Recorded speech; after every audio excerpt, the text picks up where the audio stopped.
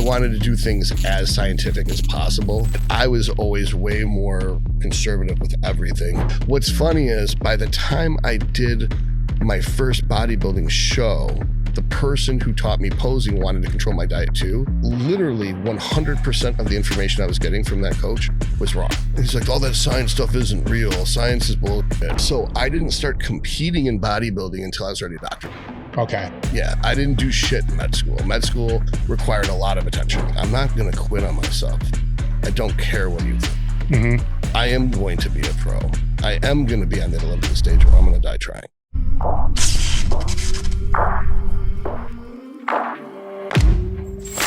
What's up, guys? We're back with another episode of Table Talk. Today, my guest is Dr. Todd Lee. He is a real doctor, a real MD, right? That specializes in the treatment and education of bodybuilders, athletes, strength athletes, bodybuilders expanded, which would be physique, classic, bikini, the whole 9 yards, IFBB pro, and a podcaster, and he runs the YouTube channel Anabolic University. And we got a lot of topics we're going to discuss, but I'm going to jump off with some of the things that you touched on the podcast, on your podcast, right, where we talked about some stupid shit. So we're definitely going to talk about a lot of stupid shit. That's my favorite moving subject. forward, because that's the funnest stuff to talk about. Mm-hmm. But we had a conversation about being all in, and I want to kind of go into that. But before we get there, when did you first get into bodybuilding? That's an interesting question. So when I was 8 years old, I saw my friend's uncle, and his name was Uncle Kenny, and he looked like He-Man with a mullet. So imagine He-Man with a mullet. Yeah. And I was just like, that guy's amazing. And he's like, that's my Uncle Kenny. And I was like, what the is that? Are we allowed to swear? Yeah. Okay. I was like, good, because you're getting it either way. So I was like, what is that? He's like, he's Mr. Michigan. And I was like, I want to be Mr. Michigan. Because instantaneously, I think He-Man's the master of the universe. Mm-hmm. So Mr. Michigan must be master of Michigan. Yeah, that makes sense. Yeah, like I don't know what a governor is. Mm-hmm. So I think that the leader of the state of Michigan is Mr. Michigan. So being a boy, I automatically assume that being jacked is where your source of authority comes from, mm-hmm. not who can lie the most, yeah, or who can embezzle the most funds, mm-hmm. or who can lock people in their homes and take away their gym access. That's not what makes a leader, but mm-hmm. just being jacked would make a leader like Conan. Mm-hmm. So I was just like, oh. So I stopped playing with kids on the playground and started doing push-ups and sit-ups and pull-ups and things like that. And I switched from whole milk to skim milk. And that was, my mom wouldn't let me lift weights yet. And mm-hmm. so I was just dedicating myself to that going forward. And let's see, then when I was 12, I got a personal trainer. And I started being allowed to lift weights because it was supervised. My mom didn't want me lifting weights unless I was supervised. So and my friends would make fun of me. And they're like, you're not going to gain any muscle lifting 1 day a week. And I was like, I'm going to gain more muscle lifting 1 day a week than you do lifting never. Mm-hmm. It's like 1 day is better than 0 days. And just pretty much focused on bodybuilding. I didn't know it was called bodybuilding at the time, but that's basically what I was doing. And it started that by the time I was 12, I was reading labels. I wouldn't eat anything that had more than 5 grams of fat per serving. Mm-hmm. And I focused on having as much protein and carbs as I could eat in a day. And every single meal had to have protein. And I tried to eat about 4 times a day. So at that age, where are you getting information from at that age? Magazines? No. I think school. Like I had male teachers. Health class. No, we didn't have. I was like 4th grade. So I had a 4th grade teacher, was Mr. McKee, mm-hmm. and he was also the basketball coach. And so I would ask my martial arts sensei. I would ask my basketball coach. I'd ask my wrestling coach. And then once we got into middle school, we had a weightlifting class. Mm-hmm. So we had the gym teacher was basically the weightlifting coach. And then my mom had been lifting since the 70s. She actually opened a salad bar in Los Angeles with Richard Simmons before Richard Simmons did aerobic instruction. So my dad also lifted. Okay. So I had my mom and my dad as resources. Then I had books, because I'm the type of kid, because by the time I was 12, I'd be running a Dungeons and Dragons group with up to like 6 kids. So we didn't have the internet. So aside from my encyclopedias, I could get on my bike and ride to the library and then use my library card and read books at the library. That was the internet before the internet. There's this thing called a library. Yeah. And there's this, you don't just burn them. You actually can use them and read books out of them. And that's where I would learn stuff. Was there training at the time for the sports you were playing in, or were the sports just a distraction from the training? My mom said when I was like 5, she's like, "You're a little asshole. We got to teach you how to fight. Otherwise you can get your ass beat." Yeah. So I got enrolled in judo at 5. And then my grandfather taught me how to box at like 7. And then I did like Shotokan karate after that. And it just snowballed from there. And so as far as the other sports go, I felt pressured to be involved in sports because it's the Midwest in the 80s. So like where I grew up, if you don't play football, you're gay, basically. So I wanted to do sports because I wanted to be a boy. And that's what boys did. Even though I liked anime before it was called anime, like Voltron and Transformers. And I liked, I read, like I was reading Alfred Hitchcock when I was 8. There was actually, in the 3rd grade class, there was a Alfred Hitchcock book, but it was spine in, not spine out, in the library. So I was like in the classroom. So I was like, I was of course told to sit in the corner because I'm bad. So I'm in the corner, I'm near the book. So I pulled it. I'm like, what is this? Like, oh, it's Alfred Hitchcock. My mom watches these shows. So I started reading the book. I'm like, this is so much scarier than the actual movies. And I was watching Nightmare on Elm Street and Friday the 13th when I was 6. So I was really into horror, really into comics. They didn't have horror comics that I knew of at the time, but I was into Batman because it was the darkest comic. Punisher. I would use book reports on Punisher Warzone. Like I was so into Punisher growing up. It's like I even got a tattoo about it. X-Men. And I was just a nerdy kid. But it's like I could break someone's nose if they called me a nerd. Like, and that, so it basically was there to cancel it out a little bit. Balance it out. Yeah. And did you compete while you're in high school? No, I was never a competitive person really until I got to like later in school. Once I got to med school, I started becoming competitive, and I was competitive about grades. Like, how can because it's kind of like in undergrad, you have to score really good to get into med school. And then you're taking standardized tests where you're going to be basically being compared to everyone and only the best get in.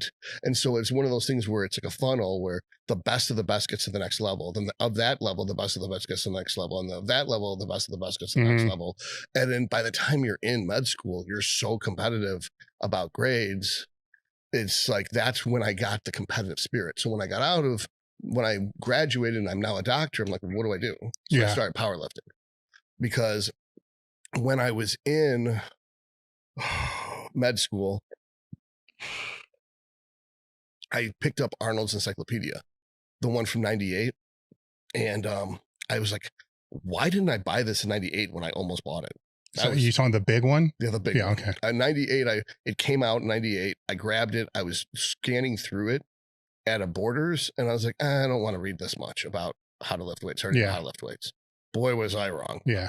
And then I got it again in 2000. I went and bought it in 2008, and that changed everything. I started focusing a lot on bodybuilding, realized I was unsuccessful at bench squat and deadlift. I couldn't do bench squat and deadlift correctly. And that's the hallmark stuff. It's like the bread and butter exercises. Turns out I wasn't good at anything, but I was really not good at those compound lifts. And so when I when I got a job in the country, it's a place called Howell, Michigan. And when I got a job there, there was a powerlifting team. And I was like, okay, you guys know how to do bench squat and deadlift. Will you teach me? And you probably know all these guys too. It was Chip Tallman, Jamie Caparosa, Jeff Johnson, eventually Daryl Andotti, Joe Smolinski, Bob Birkenbach, I think is how you say his last name. And Bill Strong. Mm-hmm. And I'm sure you recognize at least some of those names in there. Yeah. Especially Jeff, because Jeff stuck with it as world champion his several times at this point. I think he still holds the record for when he was 19 and 98 in the bench at 198 class. So raw. So Jeff literally took his wrist straps off his wrist and handed them to me. And like, you know, that expression, someone's so nice, they give you the shirt off their back. Yeah. He literally gave me the wrist straps off his wrist. Well, he's trying to suck you in. Well, I think he's just nice. Jeff's just one of the nicest people I've ever met. So Chip Tallman said to me, he goes, I'll teach you, but you have to commit to a meet. We'll only teach you if you're willing to compete. And I was like, okay. And he's like, well, I'm going to give you to Kathy to teach you how to bench. Don't be offended because she's a girl. I'm not saying that you deserve a girl coach. She's just a really good bencher. I was like, okay. Didn't even occur to me that it was a slight in any way because it was his wife, you know? And so between Kathy and Chip and Jeff Johnson, that's where I learned powerlifting from.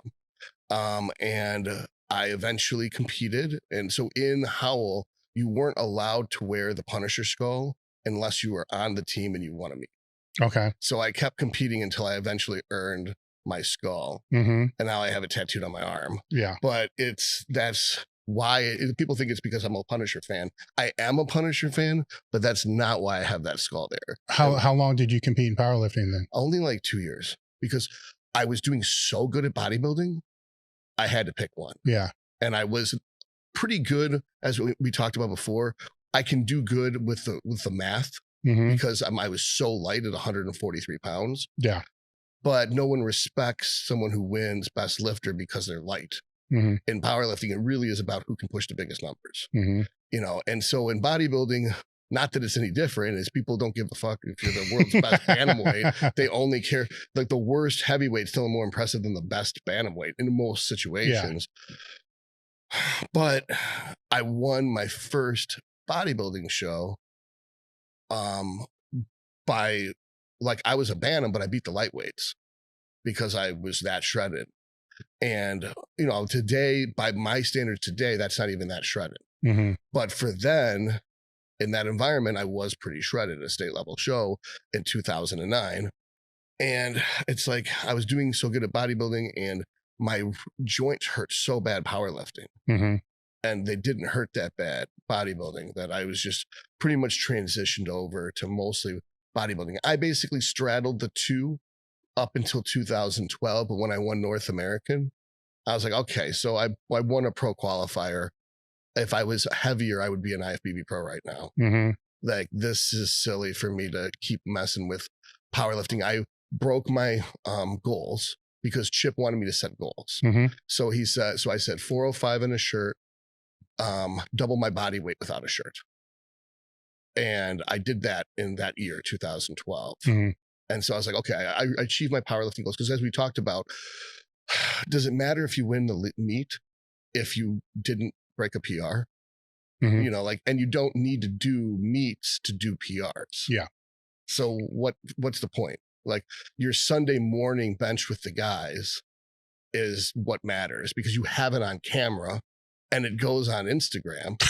So it's like you have physical evidence that millions of people or thousands of people are going to see. Who shows up at a powerlifting meet in 2012? 7 people? Yeah. Maybe it's a bigger sport now, but there's no one there back then.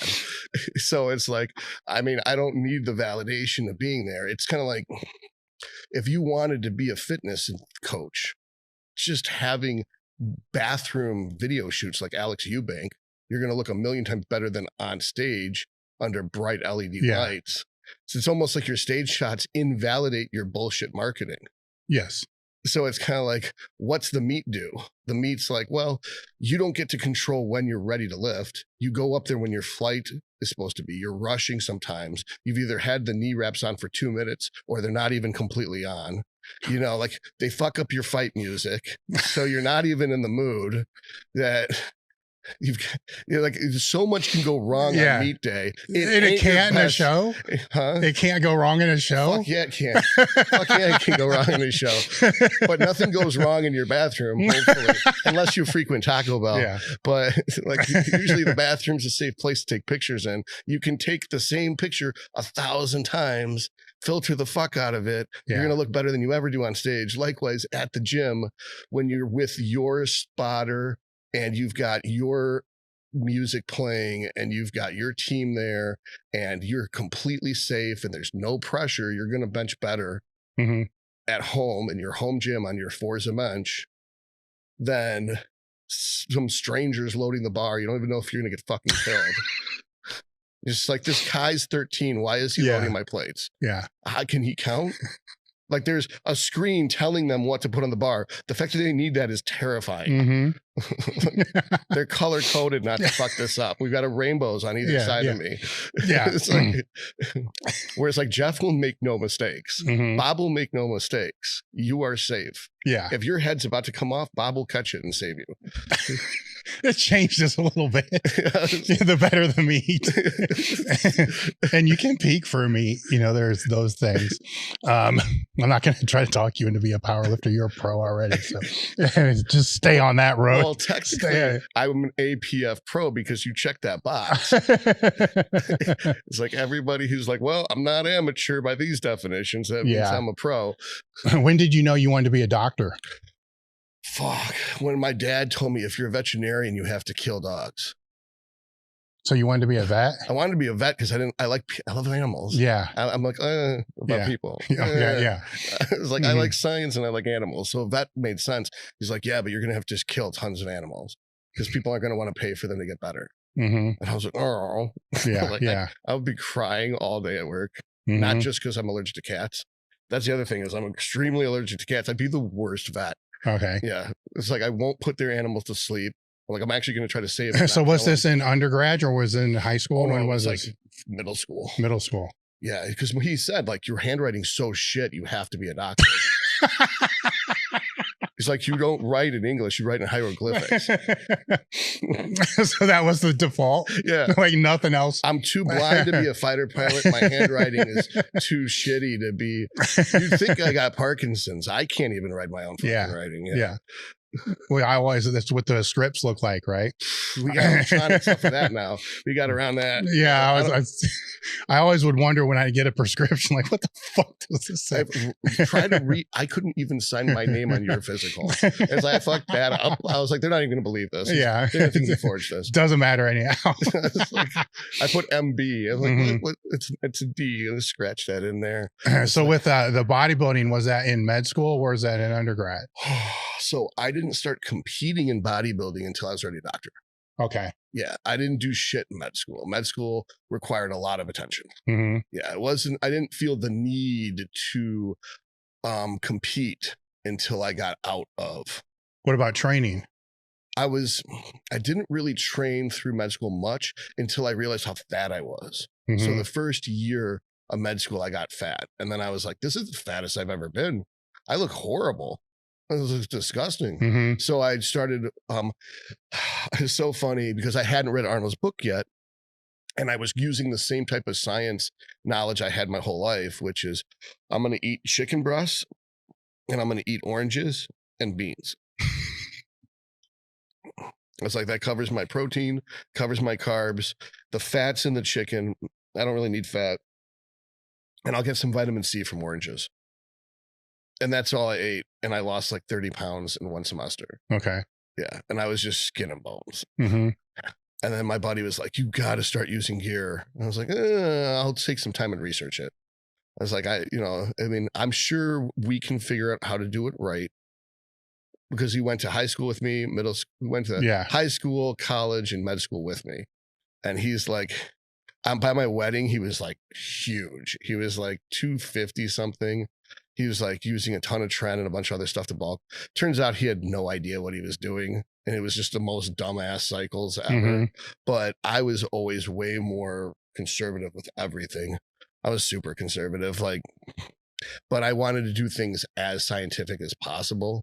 I met with individuals who were former steroid users, current steroid users, listened to everything they said, would go back, research it and read about the studies and understand exactly how this stuff works. What's funny is by the time I did my first bodybuilding show, the person who taught me posing wanted to control my diet too. And literally 100% of the information I was getting from that coach was wrong. But in order to get the posing coaching, I had Mhm. to do the wrong diet. And it was like, whatever. I gave him my word. I'll do it. He's like, all that science stuff isn't real. Science is bullshit. We know what we're doing. And it's like, okay. And it's just like, no.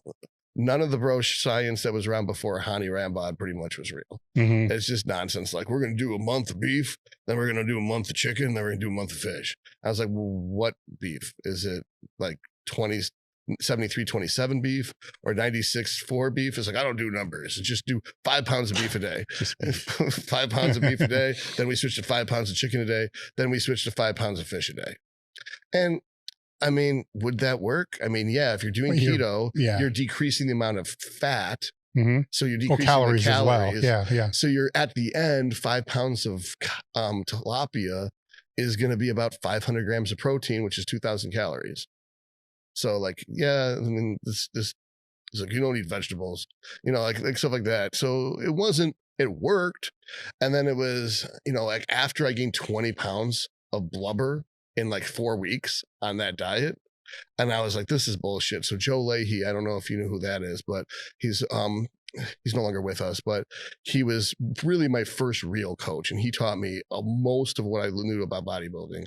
And he just put me on, it was 10 chicken breasts, a third of a cup of oatmeal, and 2 Splenda packets. That's your diet. And for the day. A day. Yeah. And so I was doing labor and delivery on call for the whole month, 8 weeks out, basically. So I lived at the hospital. I slept there. I would take my pager with me in scrubs to the cemetery, and I do sprints up and down the hill for my cardio. Mhm. Sprint up the hill, walk down the hill, sprint up the hill, walk down the hill. And then when I told the nurses to page me when the girls got to 3 centimeters, Mhm. then I'd run back over the hospital, deliver the baby, wash all that off, go back out to the cemetery and do more sprints. And then and like at my lunch break, I'd go to the gym and lift. And so that would be like what I would do for that month. And then the next month was ER. And that was during swine flu. So right before my first show, I got swine flu. So I have swine flu, and I, what do you call it? Well, did it lean you out more? Fuck if I know. It's like, I don't remember that much of details, but it was just like, I remember how tough I was when I was younger. And I feel like now that I'm efficient and now that I'm structured, it's like I'm like a lazy bitch. Mhm. Like I do 50 sets to failure for every body part. I train 12 times a week. I'd be doing 4 hours of weights a day, 3 hours of cardio a day, sleep 2 hours a day because the rest of the time was at the hospital working. Mhm. And it was like on 18 carbs a day. How'd the show go? That was the first show I did. So Yeah. I got first. So it worked. Yeah, it worked like a charm. Joe's like, don't take off your sweats until you weigh in. Whatever you do, don't take off your sweats till you weigh in. I was like, okay. And he's like, wait for it. And I was like, okay. And then like when they want me to get on the scale, I took off my sweats and everyone was talking and just got quiet. Nobody said shit. And then I put my clothes back off and walked off, and he stayed there to listen. And then he came up, he's like, dude, you're so fucking shredded. Everybody just was talking about how fucking shredded this new guy is. And I was like, good. And then he had me, there is my competition, the lightweights were in the posing room. And what's funny is Jay Cutler was there that year. He just won the Olympia back. And what's another weird thing is my wife's employee was doing his tan. Mm-hmm.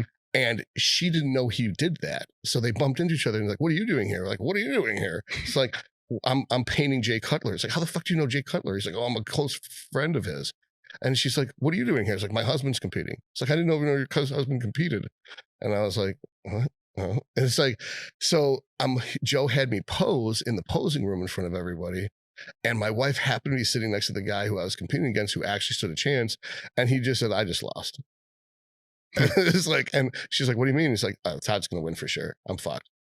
So that's where I learned the psychology of it too. Yeah. That like the backstage, you would get your first chance to win. Look, at powerlifting, I don't know if that works. No. But in bodybuilding, all you have to do is take your clothes off and start posing. And everybody who's not as lean as you is going to get softer. Their cortisol is going to go up. They're going to start looking worse. So you can start defeating them backstage before you ever make it to the stage. What area of medicine were you planning on going into when you finished med school? So this is kind of a sad story. So I had wanted to be a brain surgeon. And so I was doing brain surgery in med school. You're not supposed to, but it was like, I was so enthusiastic, and my USMLE scores were so high that I was pretty much going to get in the program. And this was at Henry Ford Hospital in Detroit that I was doing this. And one thing people don't realize about surgery is that if you're at a teaching hospital, it's rarely the surgeon who's doing the surgery. Now, sometimes he is the primary surgeon, and then there's a secondary surgeon who's a resident or a medical student, or there's a tertiary student. But in this department, they had one brain surgeon, and then he'd be booked in 4 ORs at the same time, kind of. And then there'd be 8 residents doing the work. Now, they'll deny this, and maybe they'll sue me for it. I don't care. I'm not saying anyone's names. And this is not specific to that hospital. This is pretty normal for multiple hospitals, whether it was breast cancer removal, ovarian cancer removal. As a med student, I did a lot of stuff that normally med students wouldn't do because I was dead set on being a brain surgeon, and I'm a hyper competitive person. And so unlike using the match, I went outside the match so I could pick my hospital. Instead of waiting for the school to assign me where to go for my rotations, I would put a suit on, get some donuts, drive to the medical education department of the hospital I wanted to do my rotations at, give the women in human resources donuts, and flirt with them so that they would move my file to the top of the list so that I could get in at that hospital as a med student. And then I would find the surgeon, read up about him, talk to him about his cases, ask him if I could be in his cases and stuff like that, and actually get promoted up past other med students so that I could be in those competitive surgeries. So I was doing like open brain surgery by 27, not primary surgeon, unless there was like one situation where it was me and the chief resident, and the chief resident panicked because the person started hemorrhaging really bad. And so I had to step in and try to stop the bleeding while he pulled it together. So it's like one of those things where I was secondary surgeon and open surgery on the brain. And most of neurosurgery is actually done on spines. People don't realize that. There's actually a turf war between orthopedic surgeons and neurosurgeons back then about spines, because spinal surgery is so much money because everyone's getting spinal surgery because they have back pain. Newsflash, spinal surgery doesn't make the back pain go away. It's like, this is not the best way to treat a disease. But you asked what I want to do. I wanted to be a neurosurgeon. My wife was so pissed about the hours. She was so livid about the hours because she never got to see me, that I would wake up at 3:45. I'd have a protein shake. I'd be to the hospital by 5. I'd be seeing patients by 5:30 there. And then I'd be in surgery by 6. I'd be out of surgery by 6 p.m. Drive home. I would have time for a meal, and I would do the bike for 30 minutes. And then I would do 100 push-ups and 100 sit-ups. And then I would go to bed. So there was zero relationship, not even like high and by practically. Right. And she was like, this isn't going to work. And so to save my marriage, I switched from neurosurgery to primary care sports medicine, which I don't know if there's not a lot that I regret in life. That might have been one of the worst decisions I ever made. Why so? Because she's not still my wife, basically. That didn't really actually make a difference in the marriage. That once I had started bodybuilding and I got really, really lean, she started to be really mean. And she was very verbally abusive because she didn't like the physique. It made her feel uncomfortable about herself. So where's your story go after that? So I did the primary care sports medicine, and I was in practice in Howell, and I was doing the powerlifting and the bodybuilding thing. And they really didn't like me doing diets for people because I would think, they don't need who's they? The senior partners. Okay. So they didn't like it. So they wanted me to stop writing diets. And I was like, but it's getting them off their cholesterol meds. And this exercise is helping this person with their anxiety. And these 5 people didn't need orthopedic surgery because all they needed to do is do the exercises, and the pain went away. And so there was a revenue report where I was making 1/10 as much as the other people because I wasn't billing anything, because nobody needed to come back for prescription refills because I was getting all these patients off their medications. Mm-hmm. So it's like, you're costing money. So they can't fire you for that. So they fire you for insubordination. Mm-hmm. And it's like, fuck this, what asshole. So I started doing bikini contest prep, because right then is when bikini was taking off. And I was making about as much doing bikini contest prep as I was doing medicine. So I was like, what the fuck am I? Yeah. Like, my wife wanted me to go back. I didn't want to bother with it. I was happy with what I was doing. And I was like, we've got money. What difference does it make? And it's like, that marriage fell apart. I mean, that could be a podcast in and of itself. And so I pretty much just did bikini contest prep and personal training, coaching, in-person coaching, up until I started in the supplement industry. That because I had a biochemistry degree and I was already sponsored by LG Sciences, I ended up getting a job writing for and designing products for Mind and Muscle. Mm-hmm. So most of the articles on Mind and Muscle, all the videos on Mind and Muscle, the Mind and Muscle product line, those were all mine. And then I started designing other products for other companies like Liquid Labs. There was a Death Star Labs for a while. And I did the supplement stuff for a while until I ended up leaving because of ethics. I didn't really agree with the ethics of somebody. And so I switched over and I started up my own online personal training and coaching. And I started my own supplement company called Valhalla Labs in 2015. Okay. And so that's what you currently do now. It was until COVID that COVID hit us hard, because all the gyms were closed. So I have 3 different gym related businesses, but long and the short of it is, it was really bad financially for a while. From 2015, about 2019, things started going pretty good. Business actually started picking up. And that's when I won the overall in the Michigan and bodybuilding. That's when I won Masters Nationals. And then the following year, 2020, COVID hit, pretty much wiping the businesses out all at once. I did win North American again, and this time I got a pro card, but 21 and 22 were really bad.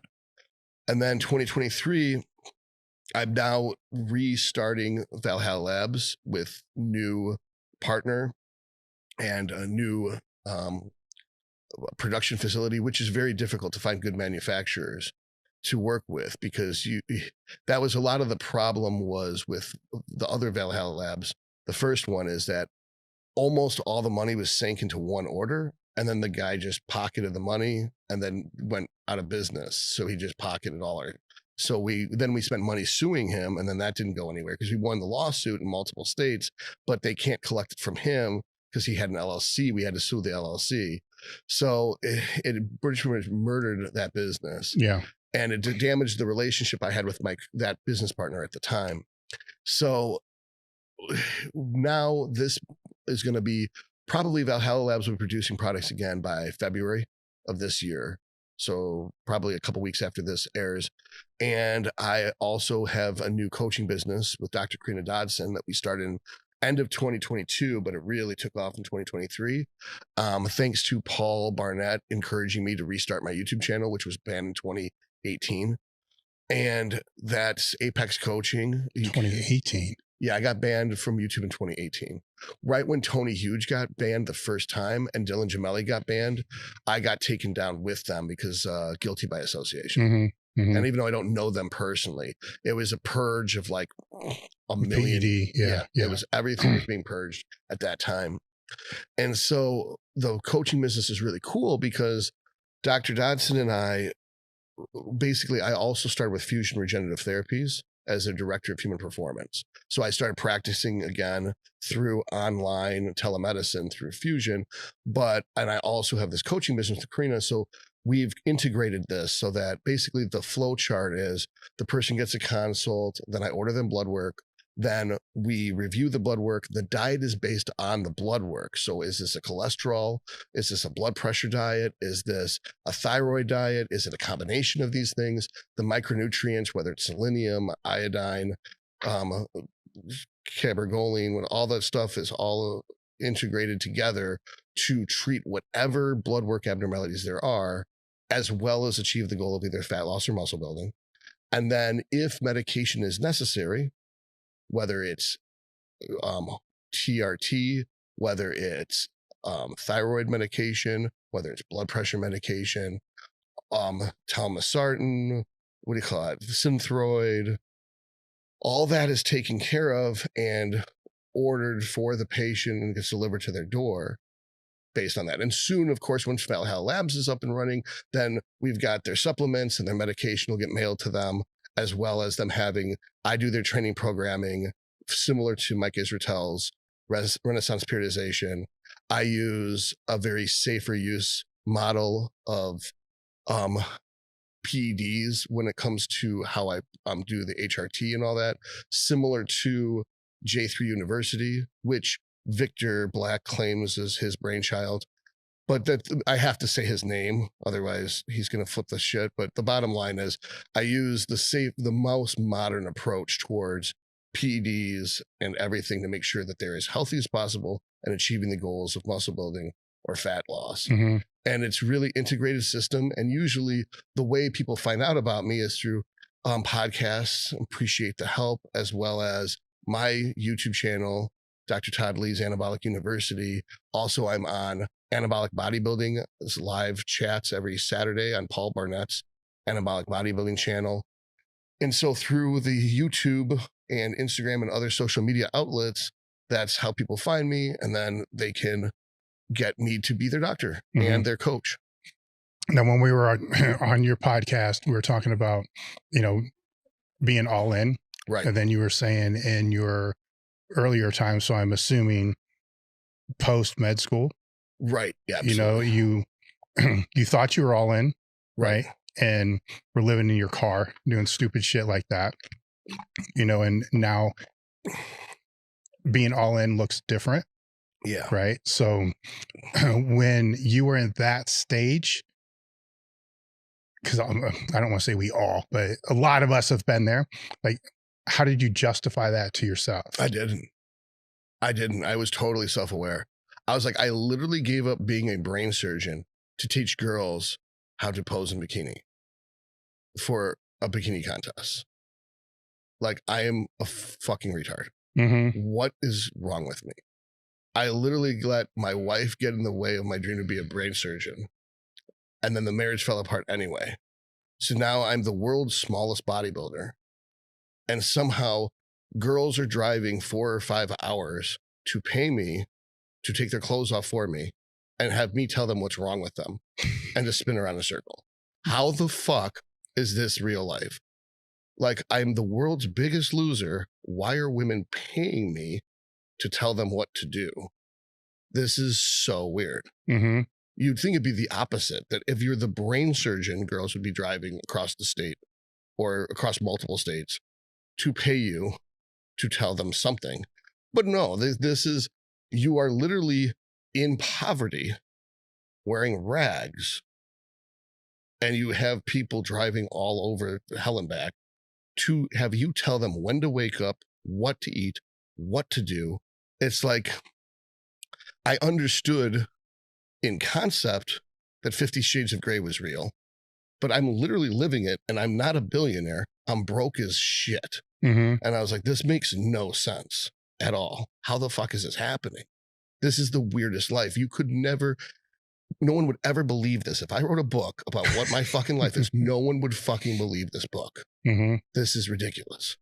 And, people are telling me like, you're never going to turn pro. You're never going to be on the Olympia stage. You're never going to make money at bodybuilding. Why are you wasting your time?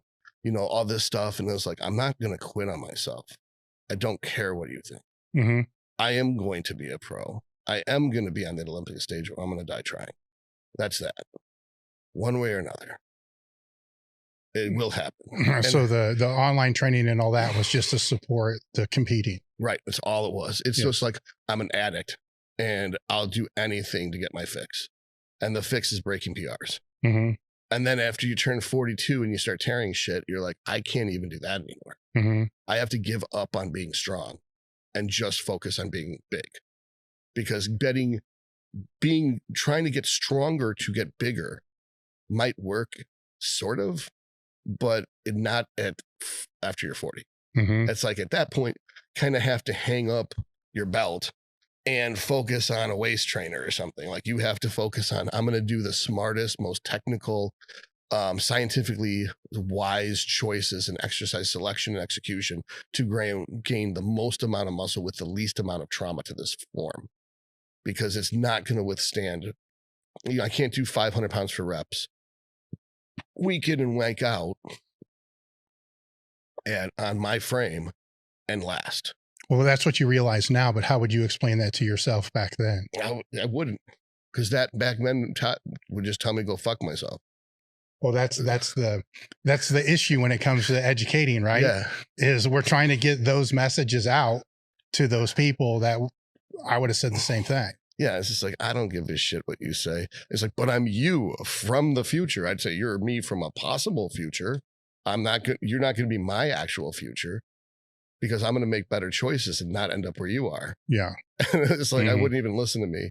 I'd be like, I've watched enough Flash episodes to know about alternate realities. So was it the injuries that made you relook at those things? Yeah. As I didn't think I could get hurt. Because I lifted well. I lifted controlled with a slow eccentric. I was never bouncing out of the hole. I was never explosive. I was always super technical and shit. And it was just, I didn't do anything wrong. It was just like one hamstring tore in like 4 places when I was doing a warm-up set. And I was like, this is probably just my age. And a lot of people are like, no, it's because you're driving to New York every weekend to see your girlfriend and then driving back. And then you lift for 3 days and then you drive back to New York. Like your life is retarded. Like, you know, you're not drinking enough. You're not eating enough. You're not sleeping enough. You're in the car for 7 hours twice a week. Like, no, you had to tear. That it was inevitable. Mm-hmm. And I think I had COVID. I think I had COVID and I was lifting and I was deadlifting up to 500 that day. And and I just got a massage, which actually fixed permanent extroversion of my left hip, so that now my left foot is actually pointing forward for the first time ever. And so now the hamstring at the glute was being loaded on that side. So I was doing a pause in the bottom of a Romanian deadlift with 405, and that's when it tore. Mm-hmm. And that was my warm up to 495. So, and I also pre-exhausted it with like 12 sets of hamstring curls of different types. So, I mean, it wasn't like I went out like a bitch. I mean, there's a reason why it happened. And if I was handling recovery correctly, it wouldn't have happened. But that sure as fuck wouldn't have happened if I was 32. Yeah.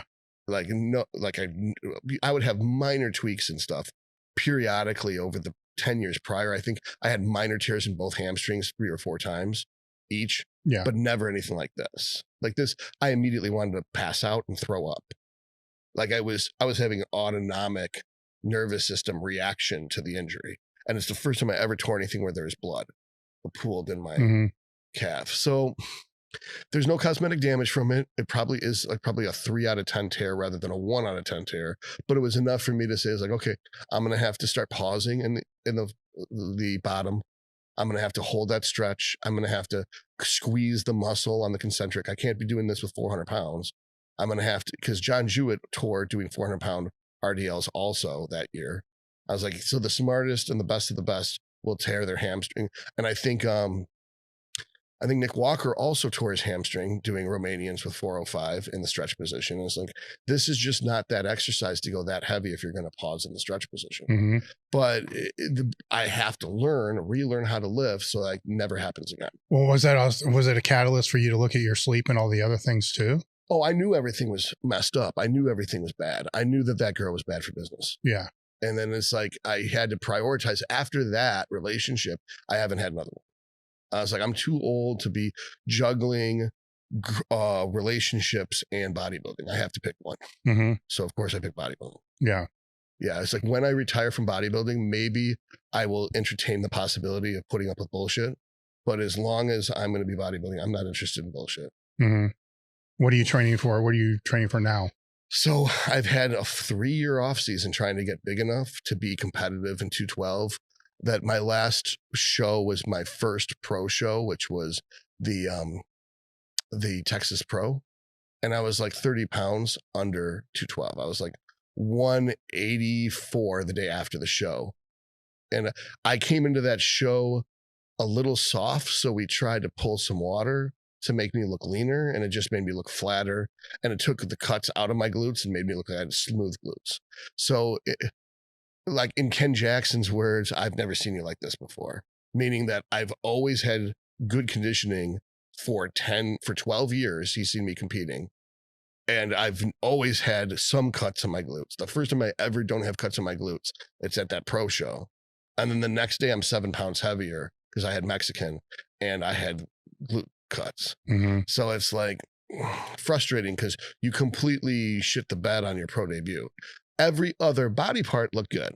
I'm not going to lie about that. Like my profile pic on Instagram and on Facebook is my ab and thigh from that.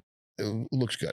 Like, but the glutes were too flat, and I looked better the next day at 184, but nonetheless, 184 is still 30 pounds underweight. So the goal would be at least be 195 the next time I step on stage. When do you think that will be? So the goal would be to do it this August, because right now I'm like 222, probably like 11% body fat. So even if we knock 20 pounds off of that, that's 202. So if we take 10 pounds off of water and intestinal contents, that puts me closer to like 192. 192 is pretty close. Mm-hmm. Yeah, it means that after 3 years off, I put on probably about 8 pounds of muscle, which is not great. But I had to relearn how to lift, and I had to relearn how to diet, and I had to relearn how to do gear, because I've re-educated myself on everything. So in the last 3 years, I'm not doing anything I was doing before. All right. So now we're getting to a point where you're going to put all those things into action. I have been, and a lot of it is like minor fine tuning stuff. And, there's some setbacks, but a lot of people who got COVID will be more likely to get sick after that. I think in 2022, I got like 6 or 7 colds, which is really bizarre. And it was mostly because I was overtraining, because I was trying high volume, but I was still training to failure. So when you mix high volume with training to failure, I found that I got a lot of colds, and I thought it was in my head. But then I always knew Dorian did what he did because he wasn't recovering. But I actually saw what he said in an interview where he said, I found myself not recovering. I kept getting head colds. And I was like, motherfuck, it isn't in my head. I mean, it is in my head because it's a head cold, but it isn't something I'm imagining, that I really do get colds from overtraining. It's not that I'm getting joint problems. It's not that I'm super sore. It's not sleep disturbance. I'm just really prone to upper respiratory infections. And then now I'm fucked and I can't really grow if I'm sick, because you can't train the same. So what I found was I pretty much dialed it in. So I know exactly what exercises I have good SFR in. I know exactly how to do my split so I can recover in time for every body part. I pretty much know my volume for every body part, for my MRV at least. So I know what the upper limit is.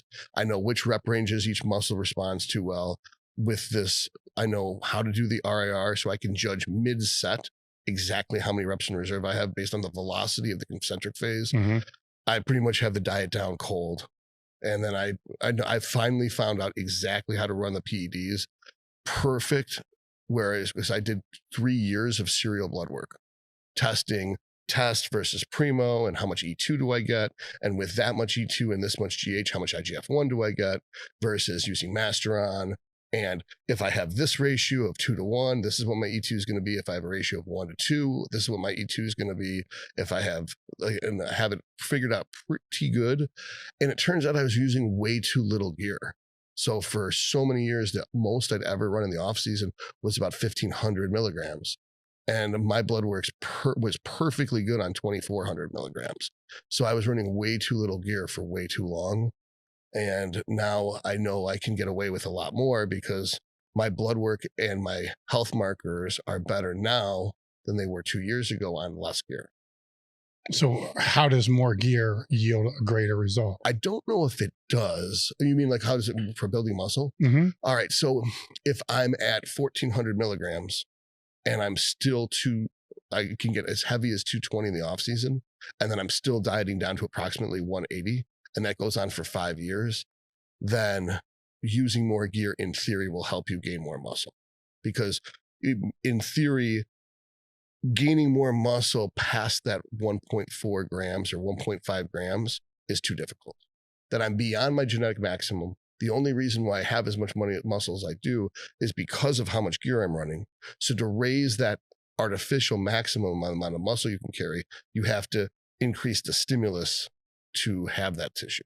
Yeah. So by going from 1.5 grams to 2 grams, I immediately started getting bigger. When I went from 2 grams to 2.4 grams, I started getting bigger. When I went from 2.4 grams to 3 grams, I started getting bigger. Eating the same calories. I was basically getting bigger and leaner at the same time. Now, if I was to eat more, I would get even bigger. But that's the big thing, is how much do you want to add? Because at some point, you can't eat more rice. You can't eat more chicken. You have to add sugar, liquid carbs, or oil to your food to drive up the calories. Mm-hmm. But actual whole foods has a cap out effect. For me, 5 meals at a half a pound of meat and 300 grams of rice, that's pretty much as I'm going to be able to eat.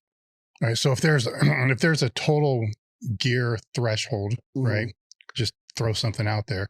And what if somebody's well over that? Right. So if you've been Mm-hmm. taking it for a decade or whatever, Mm-hmm. And then that's where it is now, Mm-hmm. what if it's somebody that's just been on for a year? Is that threshold? In other words, what you're saying, is it going to apply?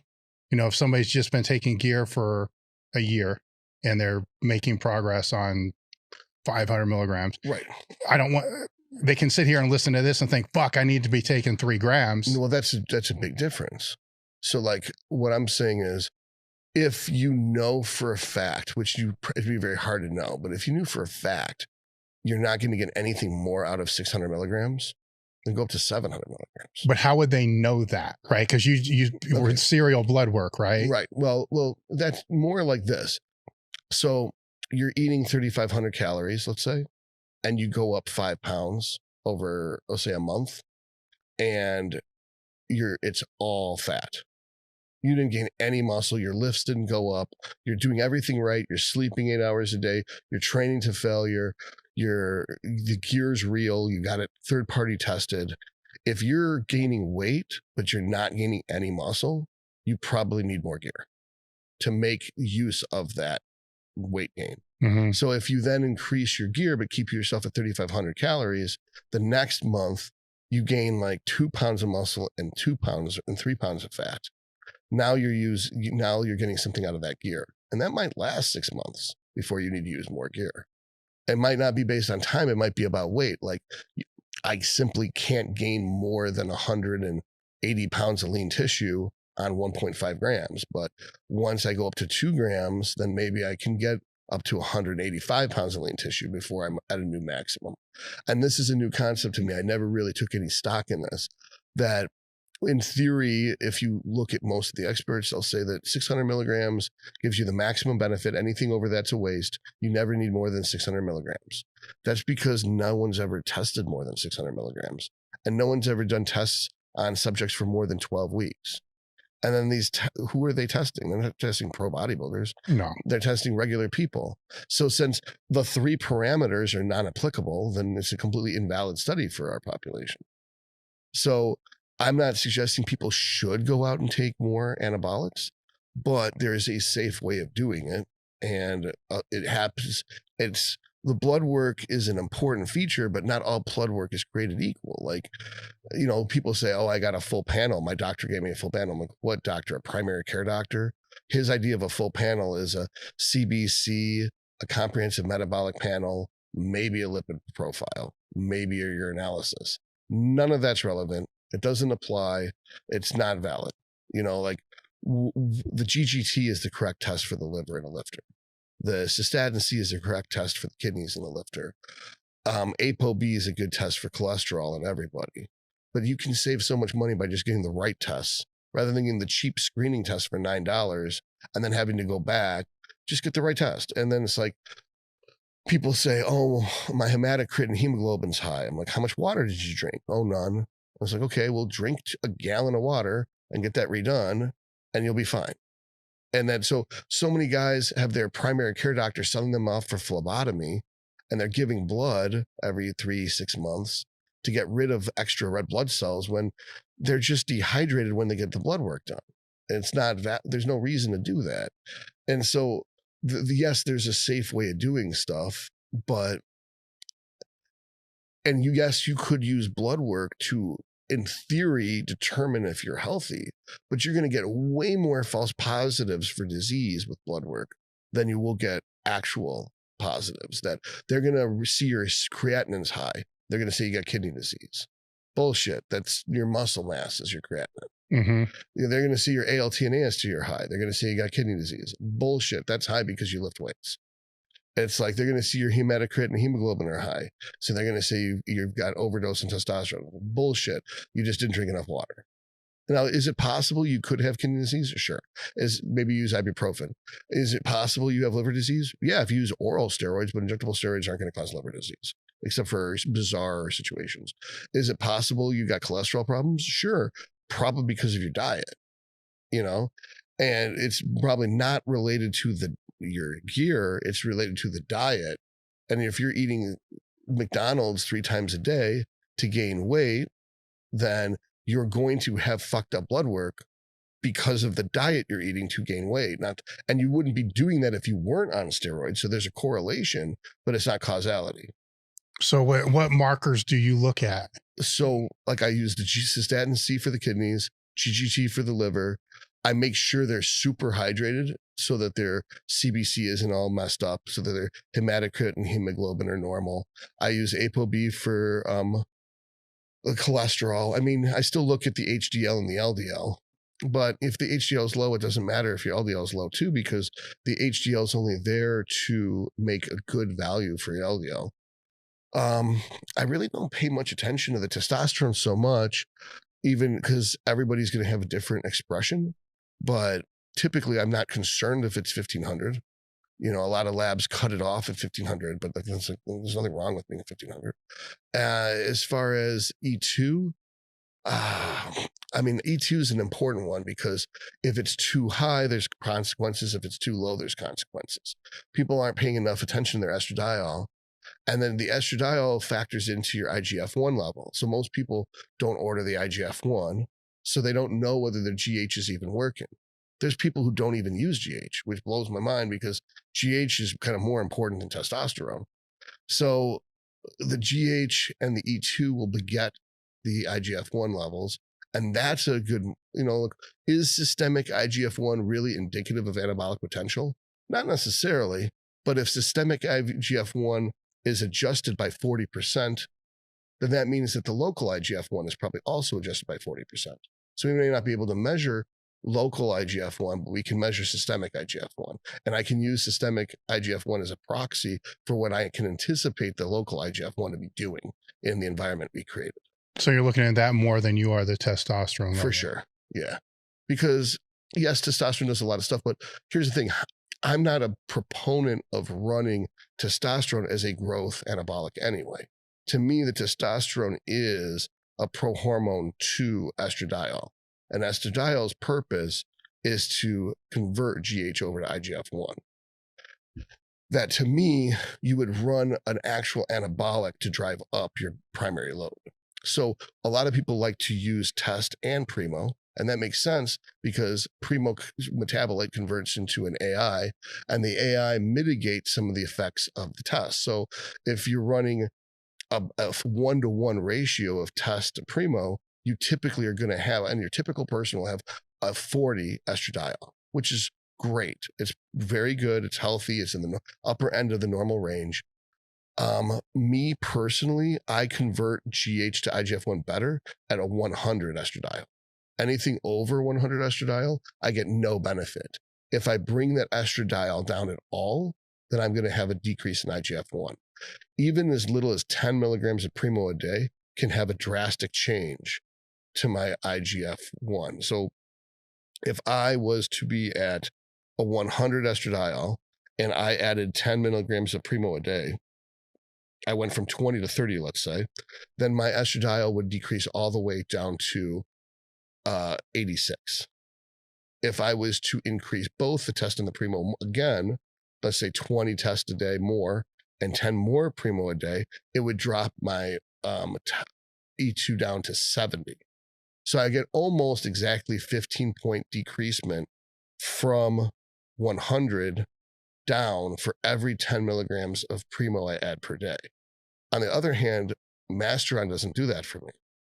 So I can run Masteron as a purely neutral anabolic that drives up total anabolic load, has no DHT conversion, so has no actual hair loss effect, and doesn't have any of the aggression effect. It also won't have any conversion to estradiol, nor would it inhibit estradiol. So whereas Primo indirectly is kind of dry, Masteron's completely neutral, whereas in Nandrolone will amplify aromatase expression, so the aromatase will convert more of the testosterone to estradiol. So Nandrolone by itself isn't wet, but when you add Nandrolone to test, now it really makes the test way wetter. So it's really hard to manage Nandrolone in a cycle with test. That's why for many years I tried Nandrolone only and I had great success with it. That it was perfect. Just running straight Nandrolone, nothing else, works great. Other people don't like it because they don't like the low sex drive. And it's like, well, if you're not trying to please a woman, if you don't have responsibilities to a woman, you don't need a sex drive. In fact, it takes away one of the, here's the best way to put it. If you ask someone why they do heroin, they'd say because they're addicted to heroin. And it's like, if I could wave a magic wand and make you no longer addicted to heroin, would you do it? They'd say yes. But for some reason, men have a sex addiction integrated into their masculinity so that they take pride in being addicted to sex. And then that addiction is a hook someone can use to manipulate you. It's like, imagine if you could just not give a shit anymore and not be distracted by the concept of sex and just focus on your goals. So you're saying that DECA will help people focus on their goals? Yes. If you ran just DECA and not test, it's not that your dick doesn't work per se, it'll still work. And if it doesn't, you can use Viagra to make it work. But the point is, you don't need to have sex. You now have the upper hand per se, because your dick has more value to her than her pussy has to you. That you've changed the dynamics, the economy of genitals. And you can get more work done. You guys are selecting Marek for your telehealth platform needs. They have a couple different ways that they go about doing this. The first is through a self-selected experience. So there's a table talk panel, which is the full panel. That would be the panel that I personally get twice a year. That's checking everything. You name it, it's all there. The other panel is a checkup panel with a guided optimization. You're connected with a patient care coordinator, and the patient care coordinator will meet with you to determine what your needs are, thing to be able to help optimize your health or mitigate without judgment. So the discount code again is Table Talk Marek Health for all your hormone optimization and performance. EFTS was founded in 1998 with the aim to live, learn, and pass on. We've done this through training-related content that allows you to become the strongest athlete and coach that you can. Over the past 2 decades, actually 2.5 decades, we've published more complementary training media than anybody else in the industry. When you look at the number of articles, the Q&As, the blogs, the videos, the podcasts, there's over 1 million pages of content that we've put out there. We've been able to do this through your support of Elite FTS.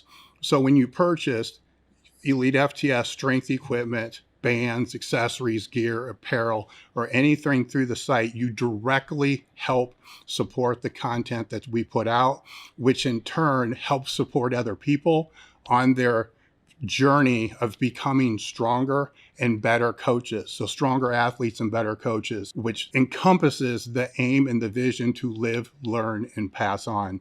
So I thank you for the support that you've been giving for the past 25 years and encourage you to keep supporting Elite FTS into the future so we can all help more people become better and stronger. Discount code Table Talk for 10% off your first order. All right, guys, if you like the Table Talk podcast, then you're going to love the crew. If you're struggling with trying to get through a sticking point, you're trying to figure some specific aspect of your training out that you just can't dial in, you're dealing with injuries, you're trying to figure out how to better optimize your training, all the stuff you're seeing on social media is confusing, and all you need is a little guidance and support, or just somebody to look at your lifts to make sure that they're either heading in the right direction, or if there's a weak point in the lift, they can point out what that weak point is. Well, that's what we have the crew for. So when you join the crew, you get an extra Table Talk podcast each month called the Crewcast. You also get access to our Discord community, which has a training Q&A, form checks with top coaches, mindset section, nutrition, training logs, programs, over 30 ebooks, plus exclusive ebooks just for the crew, webinars, lectures, seminars, giveaways ranging from full strength equipment. We've given away many yoke bars this year. We've given away actually pieces of strength equipment as well as accessory items, and you get exclusive crew discounts. So go to the link in the description that says join the crew, click it, join now, and start getting stronger today. All right, guys, we've got a new limited edition drop, the original Mountain Dog tee that John Meadows had us design from the very beginning. So it's the first tee that he had made. Once again, this is a limited edition item. So when they're gone, they're gone. While I have your attention, you've seen me wear this one in a few podcasts to date. We've been holding back on it. This here, the 4-star tee, I think that's what we call it. It's on the website. New items, also under limited edition.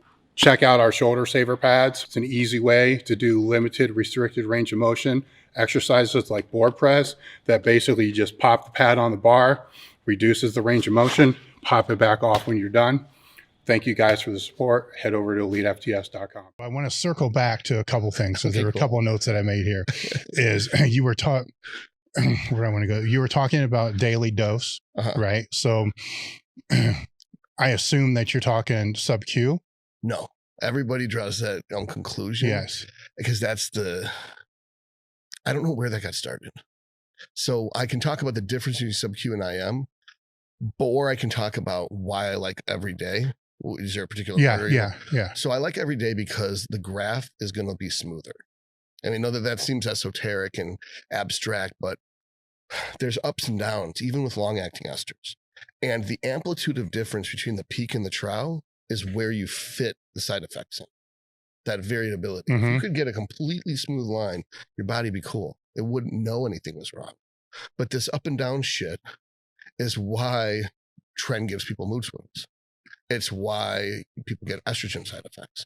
So the whole concept of decreasing the amplitude is either doing once a day injections or even twice a day injections, which people are going to, that's fucking absurd. But the point is that you would smooth that out so there'd be no excess conversion to DHT and no excess conversion to E2. When there's a huge surge in it, your body's like, what the fuck do I do with all this testosterone? It immediately starts converting it over to DHT and E2. So throughout the given day, you have like different conversion rates. So your aromatase expression might get upregulated. And so when they're doing 2 shots a week, dramatically worse side effects than 1 shot every day.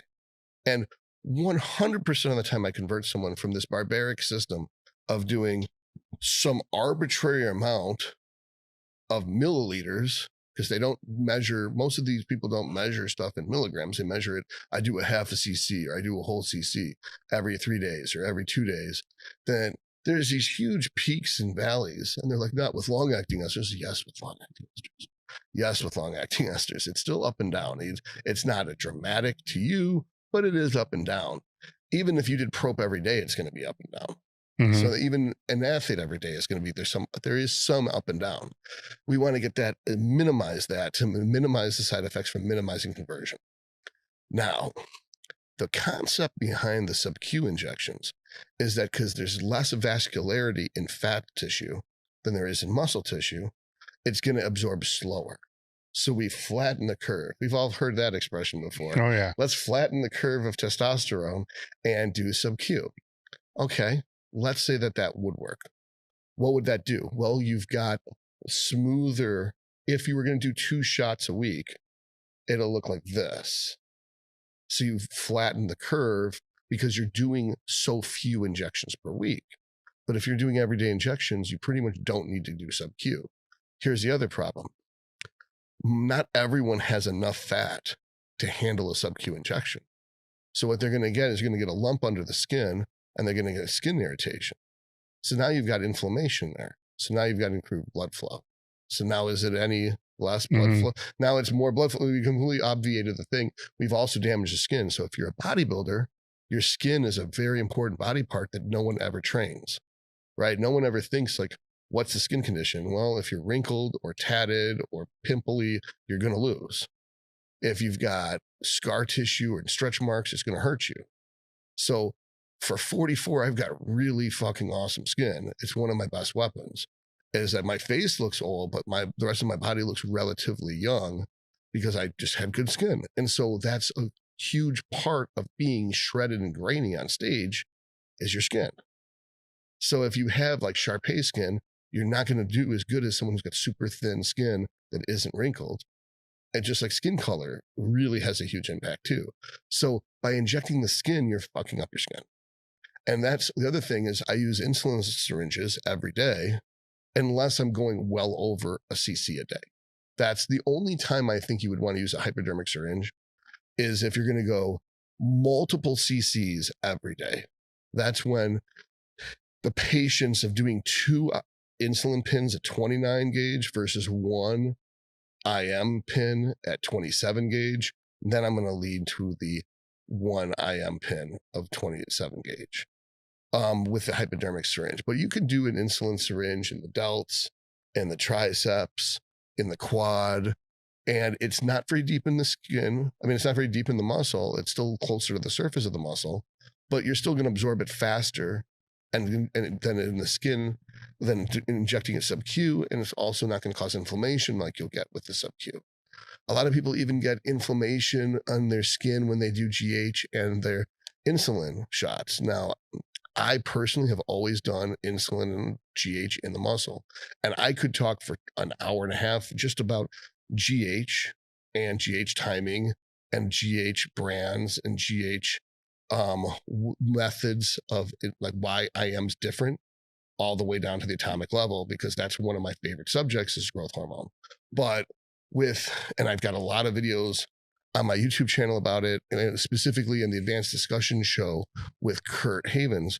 But in the end, I'm one of the only people I know that's a really hard and fast, strict guy about everyday injections in the muscle and using an insulin syringe.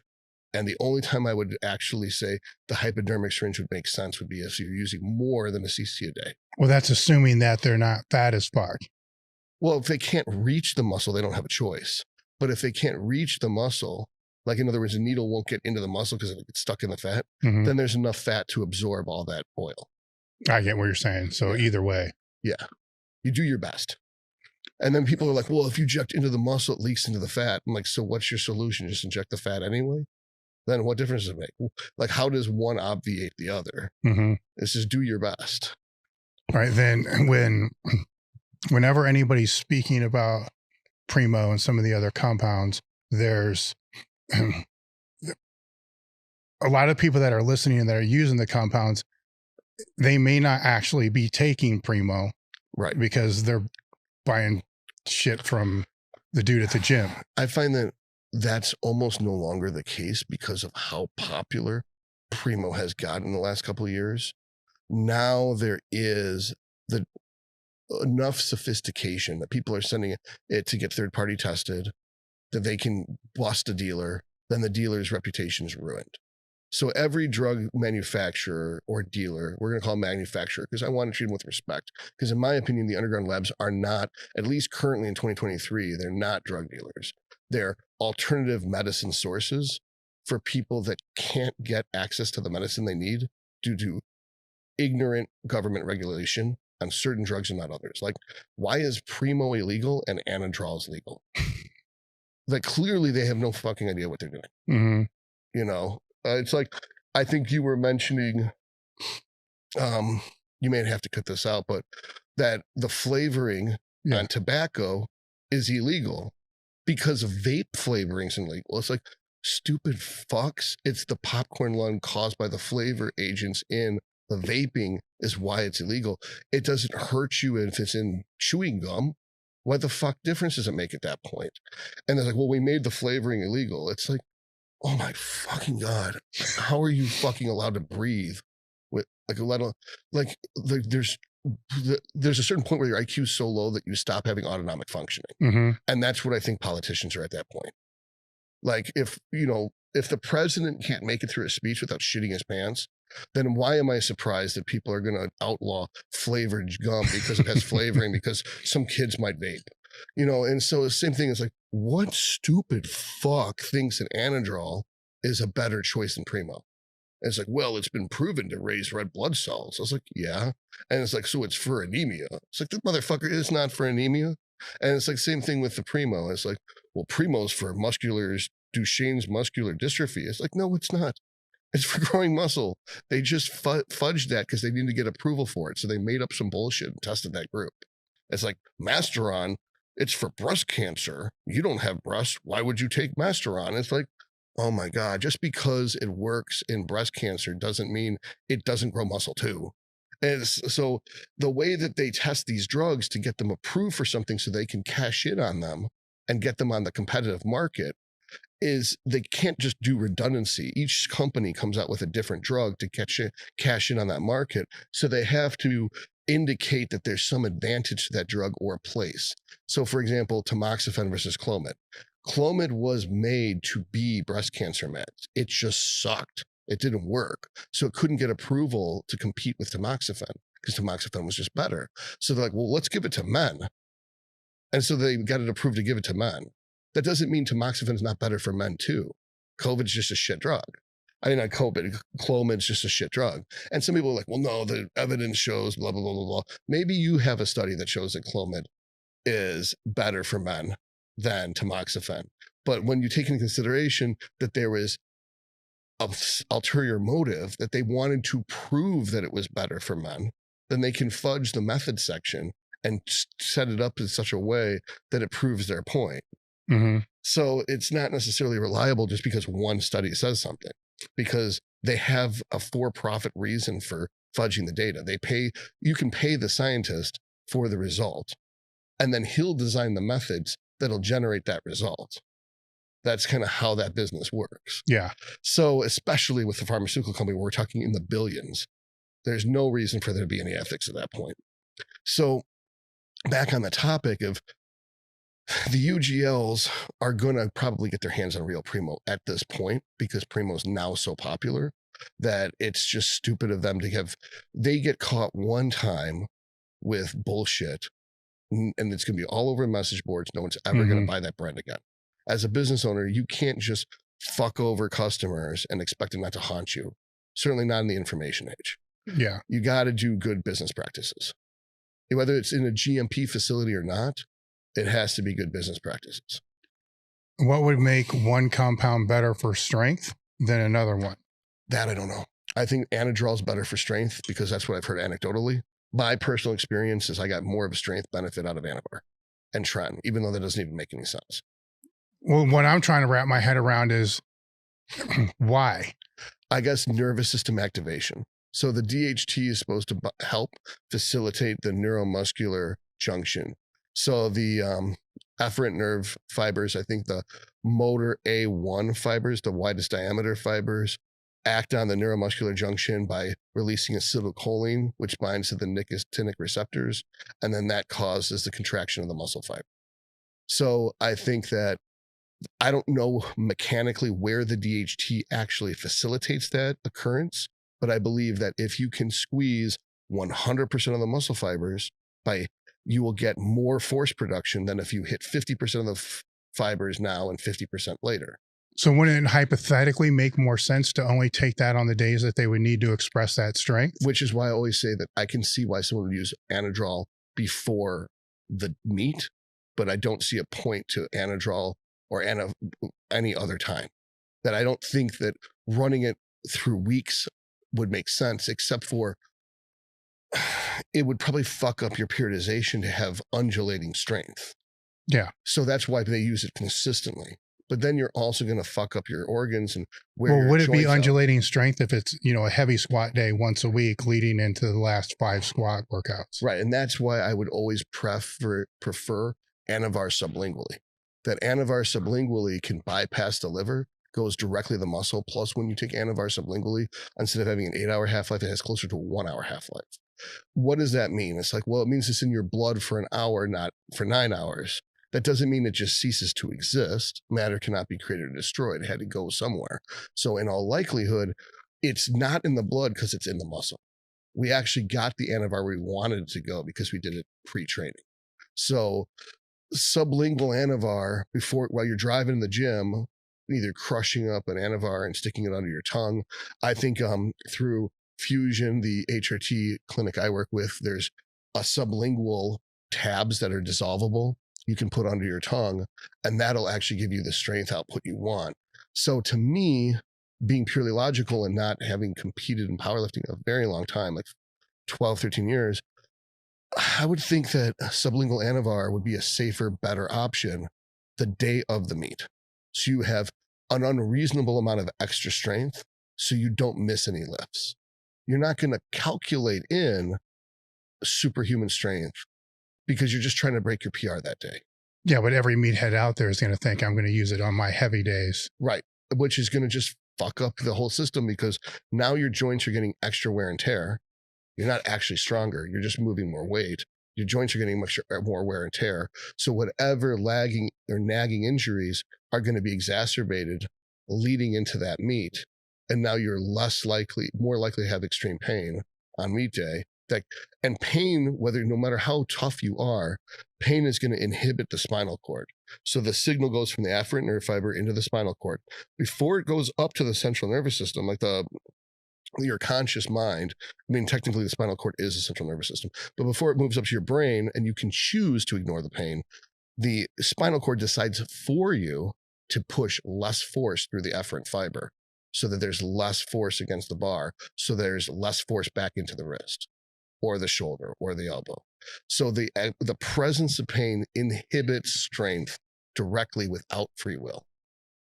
So being super aggressive, like with adrenaline or anger, like DHT, can override that to a certain extent. So that's why if you're super pissed, you don't even feel pain because you've got the adrenaline going and you're stronger that way. But I think a lot of the reason why you're stronger with adrenaline is because you're not pain inhibited.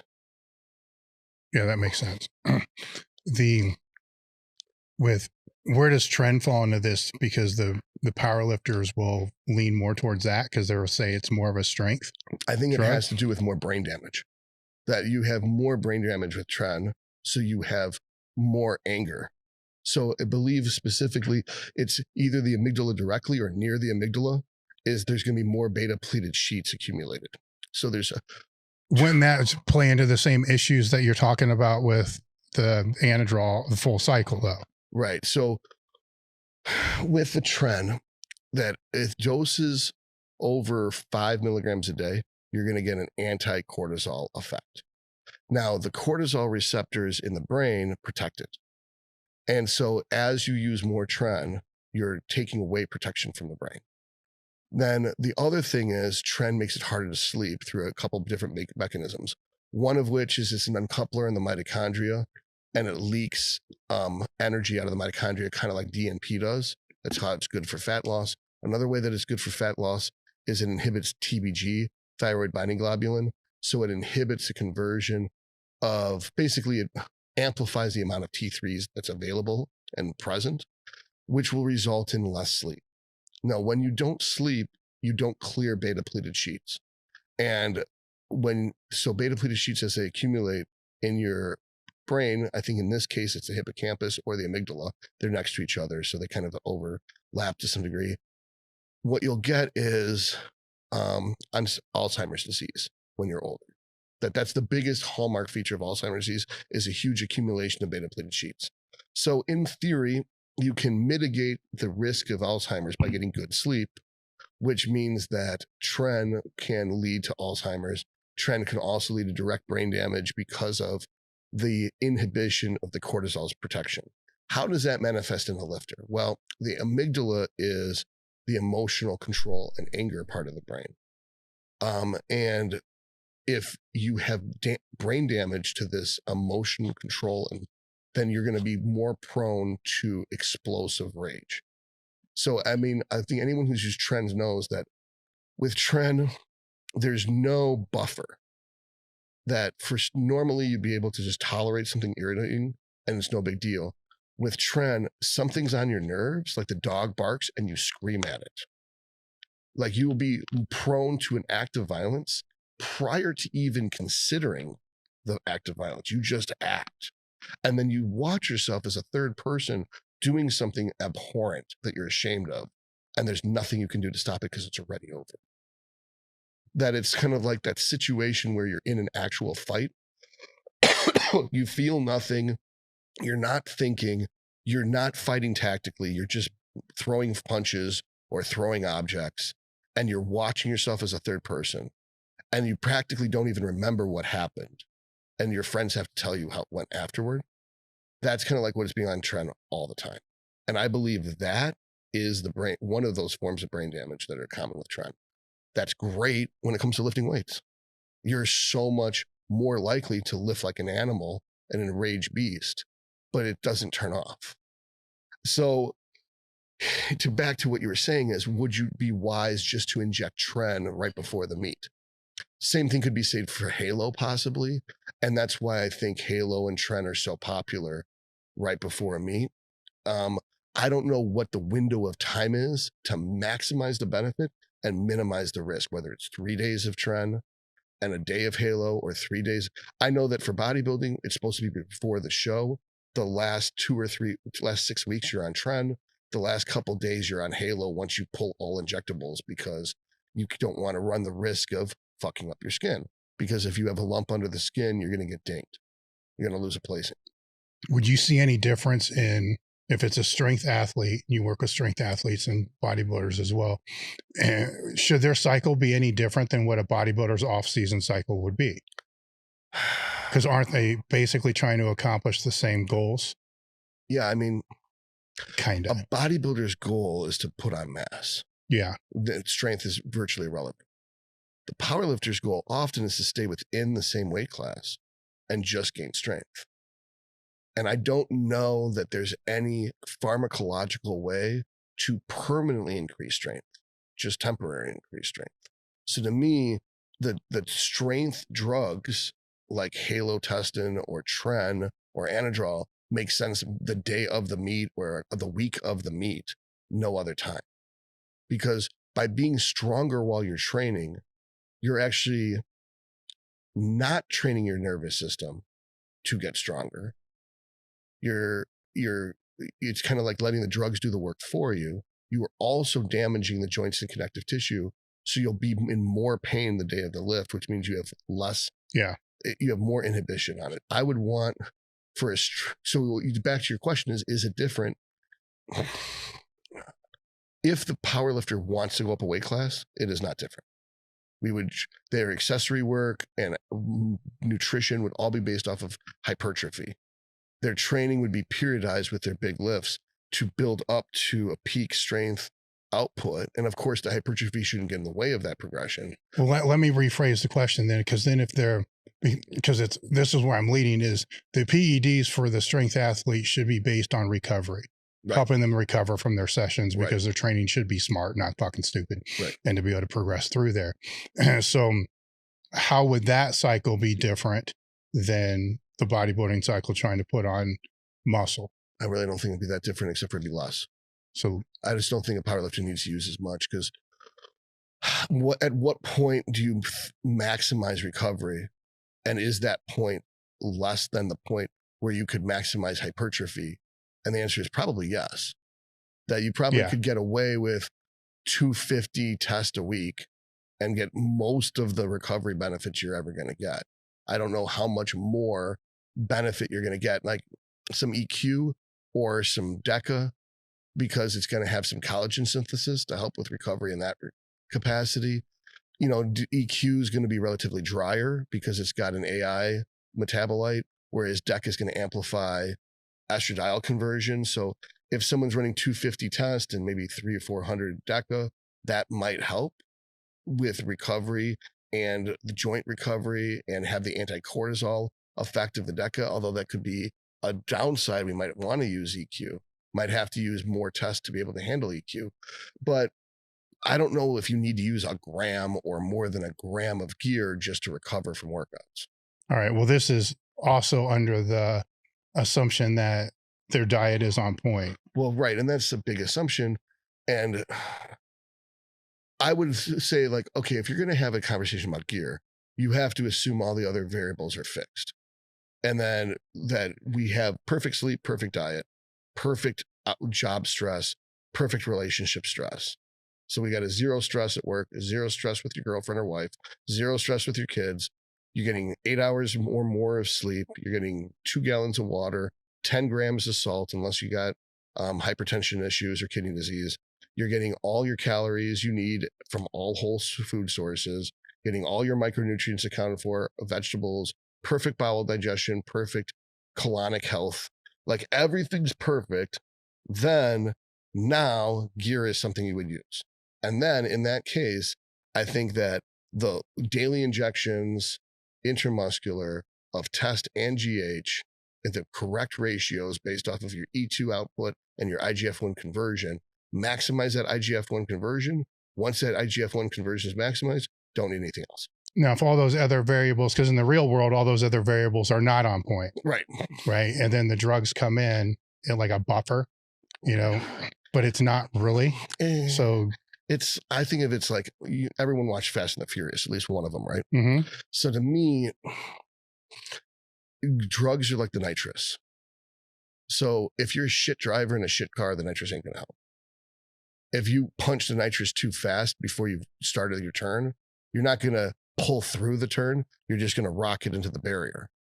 So if you need to master the skills of food and stress management and recovery before you ever start playing with using gear at a performance enhancement level. At a hormone replacement level, sure, you can get away with 20 milligrams of test and 2 units of GH every day for the rest of your life for pretty much everyone over 20 years old. You know, everyone over 40. Everyone over 40 could use 20 milligrams of test and 2 units of GH safely, effectively, and it will facilitate everything in a very good way. You start pushing harder than that, then you're focusing on the wrong shit. So, you know, sometimes I don't have perfect sleep, but I do everything right. Like I've got a sleep hygiene video with 8 different steps of sleep hygiene, and I do everything right, but it ain't going to budge. And the same thing with the food thing. It's like my food isn't perfect, but that's not perfect by professional bodybuilder standards. Other people would think I'm absolutely insane when it comes to how diligent I am about food. Stress management, don't have a girlfriend, don't have relationship stress. It's a crude way of like, my arm hurts. What am I going to do? Cut it off. Now it doesn't hurt anymore. You know, it's like the same thing with the job management. It's job stress. It's like, I don't have a boss. I'll own my own businesses. It took me 15 years to figure this shit out. But now that I'm the boss of my own life, I don't have any job stress. So once you've mastered stress and once you've mastered sleep and once you've mastered food and once you mastered training, and training's a process. As you get bigger, you have to change your lifts. Your rep ranges go up as you get stronger because it becomes harder and harder and harder to recover from heavier loads. But the gear thing is relatively easy to dial in once you do it the right way. And you introduce the test, you modulate the E2 with the Primo. If you need more of an androgen load, you can add in something neutral like a Masteron and drive that up. And the GH is a big driver too, is affording GH and sourcing affordable GH that's real GH is a huge thing in and of itself. And then using that GH to get the best benefit without having too much of the side effects like narcolepsy, where you fall asleep in the middle of the day for no reason, carpal tunnel or tingling in your hands, and you can't, to the point where you can't hold dumbbells. At that point, you're using too much GH. Or if you cap out your IGF-1 response at 6 units of GH and you go all the way up to 12 and you're side effect free, if you can afford it and there's no side effects, maybe you should use 12, because we don't really know what's happening at the tissue level. We only know what's happening at the liver level. And the liver IGF-1 isn't going to grow muscle like the tissue IGF-1. But we can't measure the tissue IGF-1. We can only measure the liver IGF-1. So we've got a proxy, and we can assume that there's a relationship, a correlation. We probably don't think that if the liver IGF-1 is going up, the tissue isn't going down. But just because the liver isn't going up anymore doesn't mean there isn't a benefit at the tissue level, especially from direct means of the GH causing anabolism, which used to be believed was impossible, but actually it turns out there is actually some mechanisms that does work. What about insulin? Insulin it's interesting because insulin is a way of controlling and facilitating the carbs. So a lot of people see a relationship between the insulin and the GH. I think if everything's perfect, your blood glucose doesn't go up from using more GH. I think that that's more of an artifact. There's a correlation, but I don't think it's causality. I think that people's blood sugar goes up as they use more GH because they're using more food. And that it's not an isolated variable. They're not just having the same fixed training, the same fixed sleep, the same fixed life stress, the same fixed drug load, the same fixed calories and food, and then they just double their GH. I don't think they're going to see as much of an increase in blood glucose as they think. So what would be the point of post-workout insulin? Because you're going to have post-workout carbs, and you want to shove that into the muscle while they're open so that you're hungry again sooner to get in your next meal. So to me, insulin's function in a bodybuilder or possibly in a powerlifter is a appetite facilitator.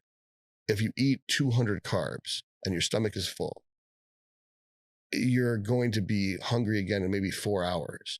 If you were to shoot insulin with that, you might be hungry again in 2 hours. And the cool thing about this is, if you use insulin without GH, you're probably going to get store in the fat and the muscle. But it seems that when you use GH, because the IGF-1 can bind to the insulin receptor, and it isn't necessarily stimulatory, and the insulin can stimulate the IGF-1 receptor marginally, but the IGF-1 doesn't really stimulate the insulin receptor. So if you flood the system with enough systemic IGF-1, it's binding to these fat cells. And then when the carbs enter the system and the insulin's in the system, the insulin isn't really going to stimulate the fat cells to take up the carbs. The hungry muscles will take up the carbs. So then would the intra use of the insulin just be able to drive more calories in? Mm-hmm. For the most part. Now, I do see a performance in pump when I use insulin pre-Humalog specifically, but that's probably just because there's carbs going into the muscle, not because it's actually making me lift more weight, but because I have more carbs going into the muscle as the workout persists. Is that because of the carbs, or is it because the insulin's helping to drive the carb? I think it's the insulin driving the carbs, because if I have the same amount of insulin, if I have the same amount of carbs, 90 carbs inter-workout, and I use 5 units of insulin before I train, I'll get a good pump, and my workout will start going to shit after maybe 45 minutes or an hour. If I go up to 10 units of insulin, I'll have a better pump and my workout will be better for longer. So let's say I'm doing a set of triceps and I get 15, 13, 10. You know, like the first set is short of failure. The second set, I fail at 13. I couldn't match the 15. And the third set, I've got 10 reps. I failed way early. If I was using more insulin, I might get 15, 15, 13, which to me is pretty dramatic difference. So it's a training stimulus, not a recovery stimulus. Well, the pre-training one is. Yes. Then the post-training is recovery. Because the carbs are getting there sooner, or just because you're getting more carbs in the day? I think because you're getting more carbs in the day and because you're getting them sooner. Because the sooner you hit the system with what it wants, the better the effect. Because that post-training window is when it's a pretty good time. I don't want to say it's the most anabolic time, but it's definitely the most receptive time. The best conversion of GH to IGF-1, short of bedtime. The best, you need the insulin to be anti-catabolic during that time. And you may not actually stimulate muscle protein synthesis, but the insulin and the IGF-1 will stimulate the AKT pathway, which includes mTOR. You don't necessarily need the leucine directly to stimulate mTOR, although most people are going to have leucine from either BCAAs or EAAs or whey protein post-training if they're sophisticated enough to use insulin and carbs and GH. They're probably sophisticated enough to use leucine, or at the very least whey isolate. So there could be a case for both, intra and post. Oh yeah, for sure. I would do all three. Yeah. What do you mean all three? Pre, during? Mm-hmm. Yeah. So like my protocol is pretty complicated, but, and sometimes I don't do it all the whole thing, but you would have, let's say, chicken and rice 2 hours before you train. Then you would have probably GH and insulin pre-training. And then in the workout, you would have EAAs and, well, okay, pre-training would be insulin and GH, possibly sublingual anavar, Viagra, as well as a pre-workout drink with HCBDs. And the pre-workout would have some type of nitric oxide precursors, some type of agmatine sulfate to facilitate that. It would have 500 milligrams of sodium to open up everything, some taurine. It would probably have a plethora of other stuff. And then the intra-workout, I would have like RALA, cinnamon, chromium, so that I can open up the tissue to receive the carbohydrates through non-insulin means. Basically, make sure the GLUT4 transporter can be transcribed, make sure the GLUT4 transporter can translocate to the surface of the cell, make sure that the insulin receptors and the Janus kinase receptors, the two halves, are able to meet quickly and efficiently on the cell surface by having a soft cell wall or cell membrane, which is done with the RALA and other omega-3s. Intra-workout, you can hit it again with an IGF-1 DES or IGF-1, another short-acting IGF-1. You can hit it with an MGF. You can hit it with more Humalog, which I don't think is necessary because Humalog's a 3-hour half-life. If you're doing it before and after, you don't need it during. But you can hit it with IGF-1 during. Of course, carbohydrates and EAAs, intra. And then post, you can hit it with whey or more EAAs, more HCBDs, more Humalog, more GH, and then have more food. Because usually you don't want to have the GH shorter than 6 hours apart. But if you're using Humalog, the insulin receptor, when it's bound, is going to resensitize the tissue to receive the signal from the GH receptor. So that if the post-workout, even though you're shooting your GH and insulin at the same time, the GH, if it's the insulin, if it's intramuscular, is going to hit your bloodstream in about 5 or 6 seconds, whereas the GH will hit your bloodstream in about an hour. So you still, but even though you shoot them at the same time, by the time they kick in, it's staggered anyway. All right. So now we're getting into the timing of GH. Right. Right. So that there's morning, there's evening, you know what I'm saying? So right. It's all going to be dependent upon whatever they're trying to achieve. Correct? Yeah. This one's a really complicated one, and it's going to piss some people off. Oh boy, are people going to get pissed off about this. So let's first define GH. GH is 191 amino acids. The type that's used synthetically is 22.1246 kilodaltons. So what that means is there's a 192 variant GH, and if that molecule is broken into pieces, it's no longer going to be 22 kilodaltons. There's different tissue types that make different GHs, whether it's placental, like fetal GH, what the baby is exposed to, versus the GH that's meant autocrine. There's actually GH made in the testicles that works on the testicles. It's super complicated in that regard, but that's not relevant to injectable GH. Injectable GH is one thing, 191 amino acids, 22 kilodaltons. There is a belief that pharma grade GH is better than generic GH. the use of the word generic is pejorative. So they call underground labs anabolics underground labs, but they call underground labs GH generic. So it's disrespectful in and out of itself right out the gate. There is a scientist who went from America to China and went to, I believe, one of the companies. I probably shouldn't say the name, but there are 5 different companies in China that can make this stuff. And they started teaching the correct mechanism of making GH to one of these 5 companies. And that was making actual 191, 22 kilodalton GH. 10 years ago, 15 years ago, you get these blue tops, the red tops, the yellow tops. It's all garbage.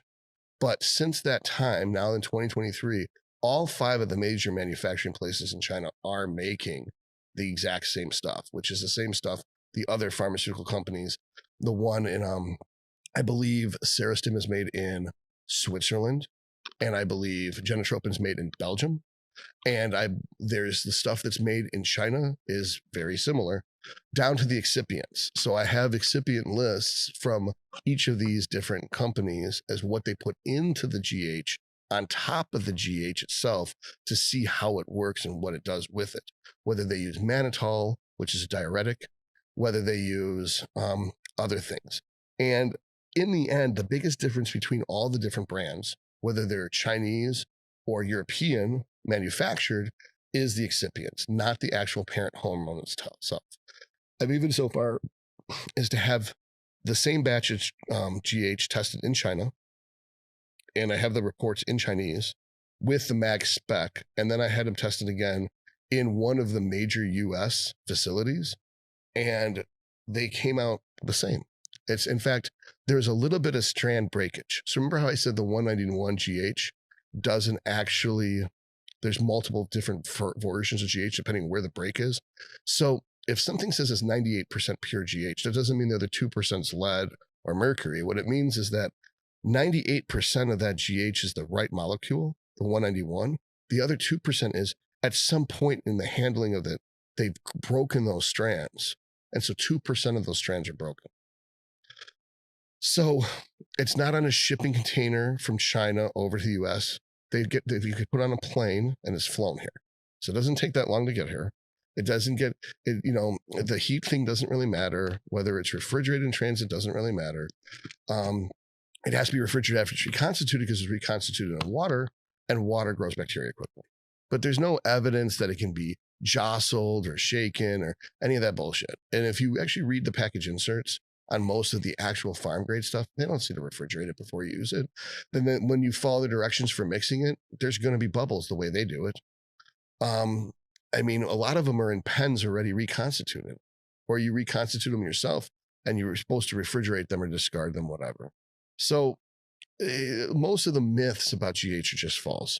So that being said, when do you shoot it?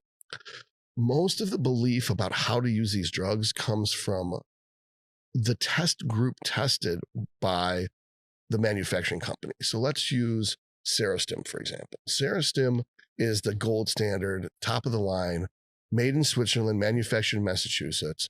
It's the one that people consider to be the very best. It has the least amount of excipients. It has sucrose and phosphoric acid. So the phosphoric acid helps it dissolve faster, and the sucrose makes up, it's 41 milligrams of sucrose, 6 milligrams of the actual growth hormone. So that's because there's not enough growth hormone to actually fill the container. So you have 41, the sucrose doesn't really matter what it is. It's just there as a caking agent. It dissolved, and you're supposed to shoot the entire bottle of 18 units before bed subcutaneously. And that's supposed to prevent wasting from HIV. It was manufactured and approved for HIV specifically. That's how it gets approved. It's not like the government's just going to be cool with everyone making the same product. So if they're all using a third-party product, and then the only thing they're changing are the excipients, the way they get FDA approved is they say, well, our drug's for this disease, and our drug's for this disease, and our drug's for this disease, when really it's the same drug. It's just you're saying it's used for. Yeah. So the route of administration and the amount used and when is what makes it special for HIV. That's according to, I hope I don't quote him wrong, according to Kurt Haven, who is getting his MD, PhD double degree.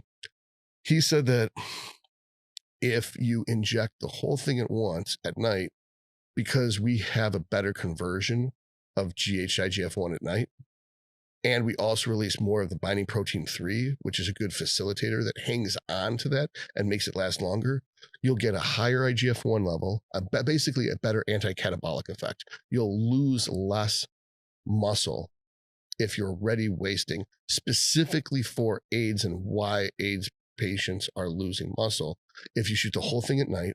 And because it's sub-Q, we flatten the curve.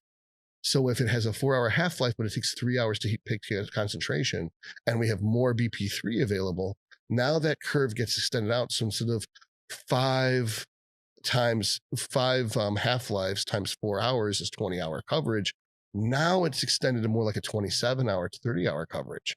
And most of your IGF-1 has a 30-hour half-life. So even though you're shooting it once a day, after 4 or 5 days of that, your IGF-1 levels have a steady state concentration so long, there's no point in doing multiple injections. Furthermore, there's a direct effect of the GH on top of the IGF-1, on top of other mechanisms that causes sleepiness.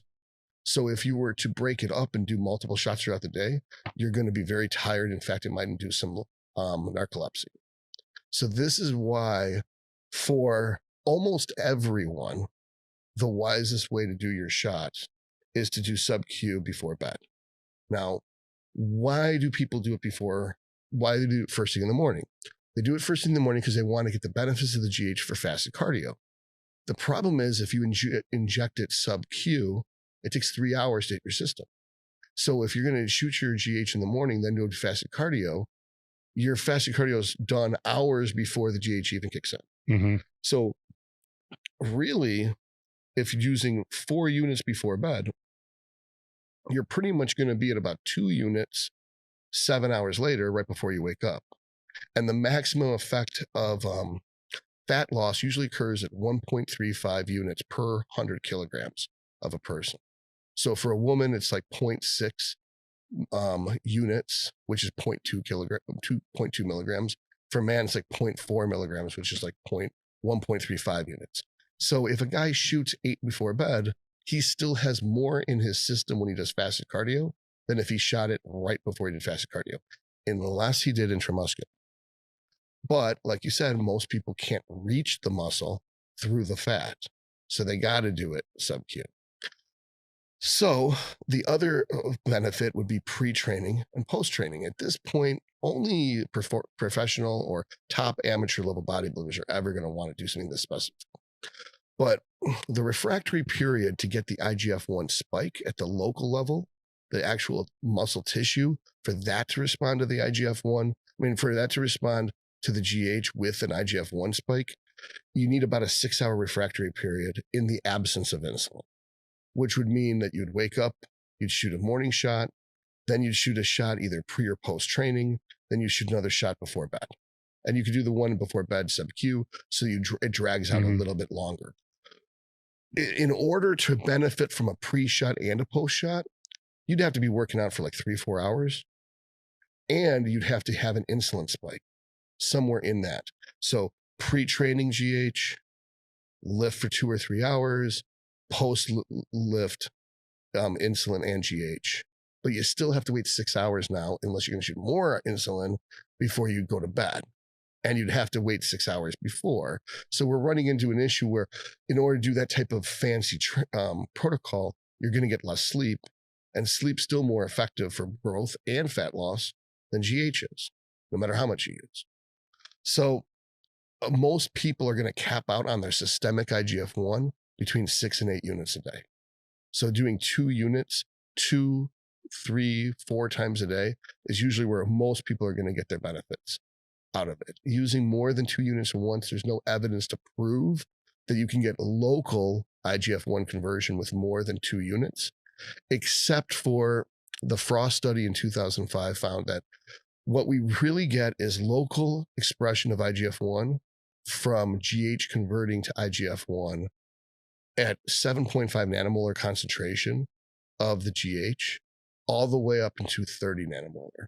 So based on that math, if 2 units can generate 7.5 nanomolar, then 2 units is the minimum amount you can shoot at one time to get a functional amount of IGF-1 conversion at the local level.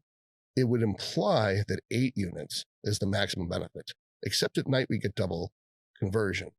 So at night we get 13 nanomolar with 2 units, which would imply that at night you could get close to 30 nanomolar with 4 units, which would imply to get the maximum benefit, it'd be 8, 8, and 4.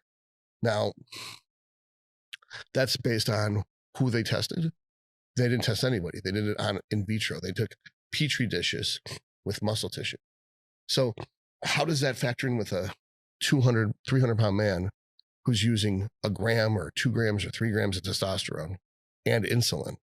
We don't know. We don't know how the testosterone and the estrogen that comes from the testosterone facilitates this conversion. We don't know how the insulin, which also facilitates the conversion, functions into this. That maybe less equals more with those, and or maybe the ceiling benefit is even higher. So I've ran a series of experiments on myself over a 3-year period, testing out not just what my E2 relationship is with primo versus masteron at given testosterone levels, but the IGF-1 generated from those E2 levels with a certain amount of GH. And I mapped out my specific response to be that at 4,000 calories and 2 grams total gear, 6 units of GH, and 100 estradiol, I cap out at 458 IGF-1. If I raise my GH, doesn't matter, nothing happens. If I change my E2 up, no benefit. If I bring my E2 down, my IGF-1 goes down. If I change brands between Genotropin, Chinese, generic, the one I tested was Metatropin, or Serostim, no appreciable statistical difference between those. What I did notice was the only thing that could raise my IGF-1 over 458 was when I raised my gear, my insulin, and my calories. I did not expect this to happen, so I didn't do them serially. I didn't do them one at a time. I did them all at once because I was like, I'm not making progress. I'm only got a couple months left of this off season. Let's push it. I'm going to go up on food, go up on insulin, go up on gear. And I did them all at the same time, which I normally wouldn't do because it's not very scientific. Mm-hmm. What I found was I got a 100-point bump to my IGF-1, running this basically the same amount of E2 and the same amount of GH at that point. So even though I capped out at 6, I was like, I'll just use 18 because that's the big thing now, is that 18 units of Serostim before bed is supposed to be the best way to use GH. And I was like, well, we'll see. It doesn't make sense to me, but we'll see. And what I found was when I switched to that method, I started getting way more abdominal fat. So I started instead to using 2 units twice a day and then the other 18 at bedtime. And that basically, the 2 fat loss periods I was missing on, I figured 2 units would be enough to get the benefits of the fat loss at those 2 other periods, but I could still use the 18 before bed and get the maximum anabolic potential out of it. Now, do I really need 18 before bed? Maybe there's no benefit over 12 before bed. But the point is that I found that I went up to 568 by increasing the food and the insulin and the gear. So what did it? Was it the food? Was it the insulin? Was it the gear? Was it a combination of the all 3? But what it does tell me is my body's able to get more IGF-1 out of potentially the same GH and the same E2. Perhaps I could have still been at 6 units of GH and gotten that same bump from 458 to 568 by just increasing the gear.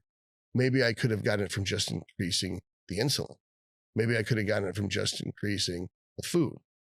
But when you increase the food, you're going to get more insulin conversion. So you never know. And the testosterone is supposed to increase the GH receptor's affinity to GH. And the GH is supposed to increase the androgen receptor to testosterone.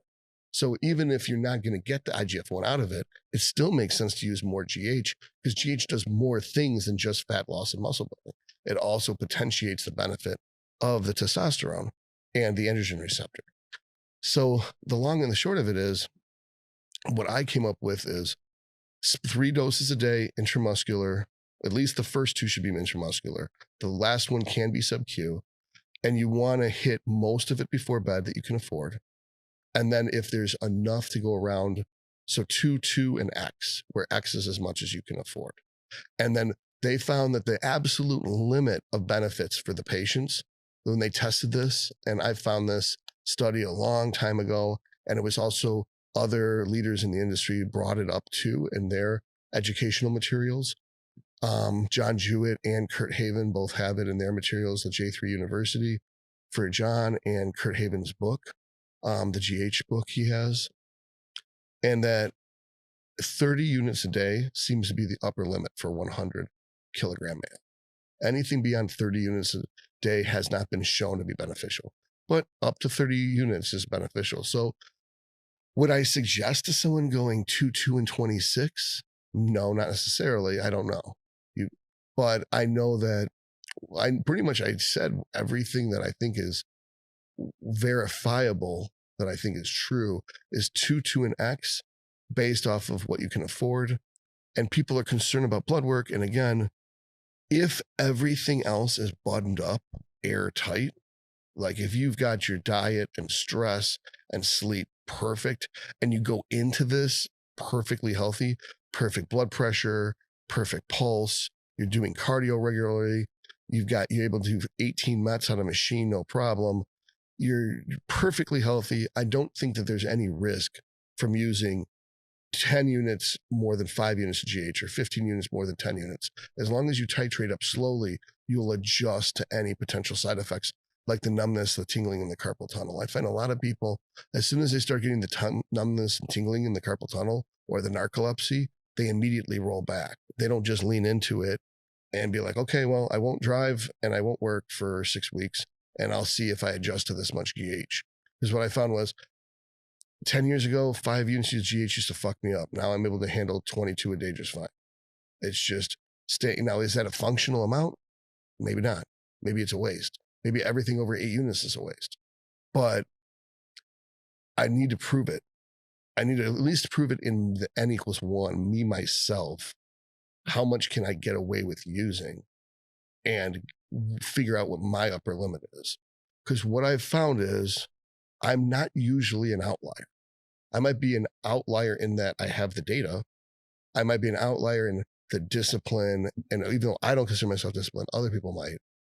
But I'm not an outlier in how I respond to this medication when I replicate it. If a client does what I do or a patient does what I do, they get almost identical results. I get very rarely do people get completely bizarre results.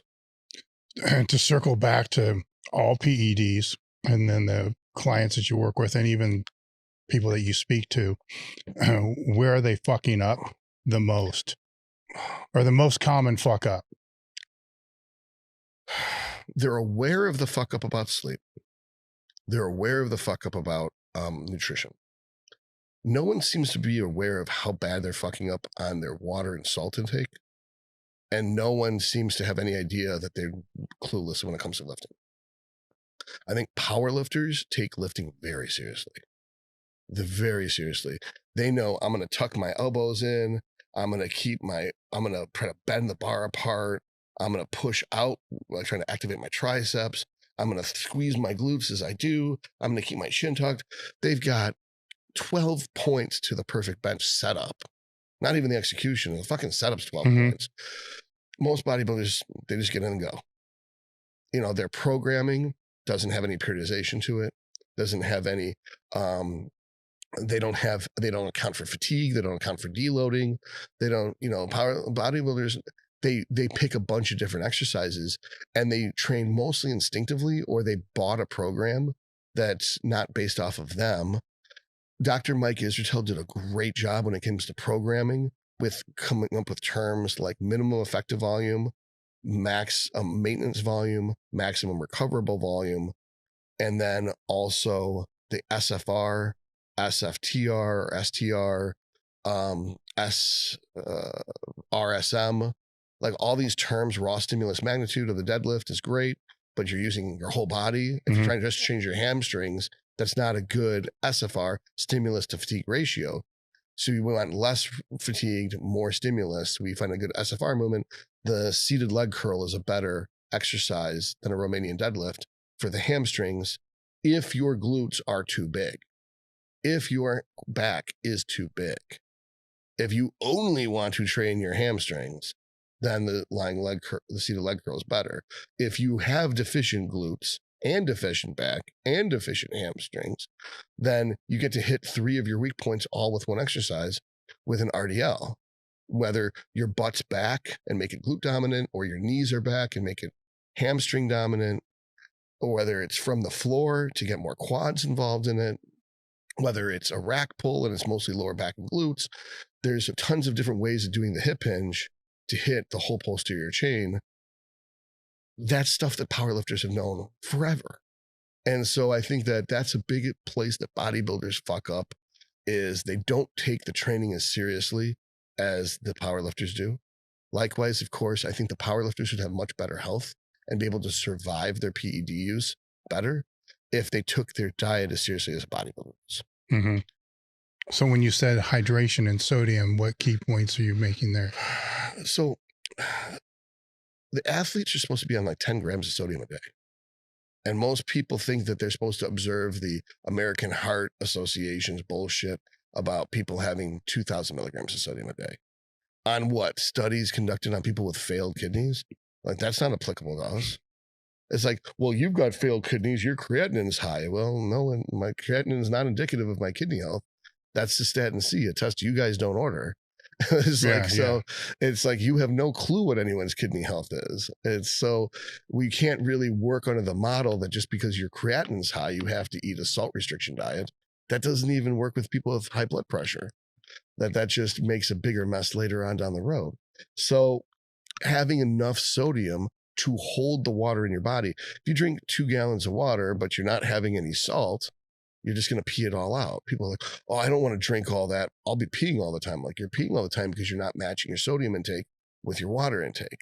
Well, how do you know? I was like, just keep adding salt. And if you're adding too much salt, then drinking makes you thirstier. And then it's like, well, I can't cover, like you put so much salt in your food, it's not good anymore. Put the salt in your water.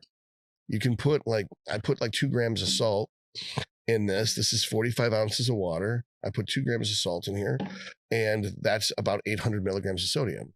And this is 45 ounces of water. So I drink 3 of these, that's a gallon. So I just had 2.4 grams of sodium. So if I drink 6 of these, that's about 2 gallons, and I had 5 grams of sodium right there. Then if each of my 5 meals has a gram of sodium, that's my 10 grams. It's pretty much, it's a crude way of doing it because every body is different. These are just rough guidelines. Yeah. Dr. Andy Galpin has some formulas for pre, during, and post training. I don't know that if you listen to his formulas for volume, it's very vanilla and it may not be applicable to a professional level bodybuilder or to an elite powerlifter.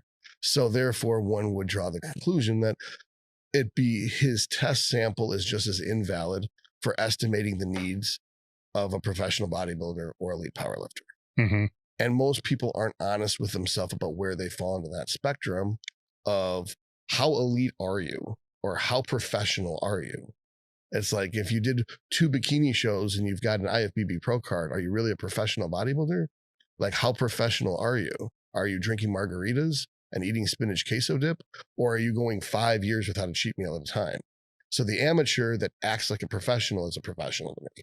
The person who has the pro card who isn't very professional about what they put in their body isn't very professional, because people don't think like that. They don't think my profession is eating. They go to work and they take their job seriously, but they don't take their nutrition seriously. If you're a professional athlete, your job is to eat clean. You should consider it a breach of ethics to cheat on your diet, because you have an obligation to your sponsors or your coach or your other people that are supporting you to pull it together. Like, there are people who look up to you. There are even possibly people who look up to me. So if I fuck off and blow it, then not only am I letting them down, but they're less likely to try that much harder to stick to their diet in the future. I remember when I first was coaching, if I ate a cheat meal and I put it on Instagram, every client I had would have cheated on their diet then. Every one of them. It's unbelievable that because I cheated on my diet, they assume they can too. I was like, do you have visible abs? No. Why the fuck do you get a cheat meal? I was like, what, how are you and me the same? And it's like, all you did is create a distance between you and that person. You didn't improve the relationship and create intimacy. You did the opposite. You set a level, said, I'm better than you. The rules don't apply to me. Now they're not going to listen to you at all. Doesn't matter if you're right or not right. Leadership has more of an emotional element to it than it does a logical element to it. Mm-hmm. So it's like, you have to set the best example possible. You have to be professional with every single thing you do from the minute you wake up to the minute you go to bed if you're a professional athlete. And that's something a lot of bodybuilders look at it, but I think a lot of powerlifters, they look at it, I'm going to train very strict and be very smart about my training, but I don't think they count all the rest of the day as part of their job as a professional powerlifter. I don't think they take recovery seriously, but I don't think they take that food as seriously. And I think that, like, again, the bodybuilders aren't taking the training. They're emotionally invested in their training, that they're emotionally invested in, I'm going to do this type of squat because this is what I like to do. But that doesn't mean that that's exactly the best squat pattern for them, for their goals at that time in their macro cycle. Like, an example of this, and this isn't to call them out, on Bro Chat, they were discussing Dorian Hamilton's glutes. It wasn't Dorian Hamilton, but it was Dorian. His glutes. And his glutes were a huge, absolutely monstrous glutes.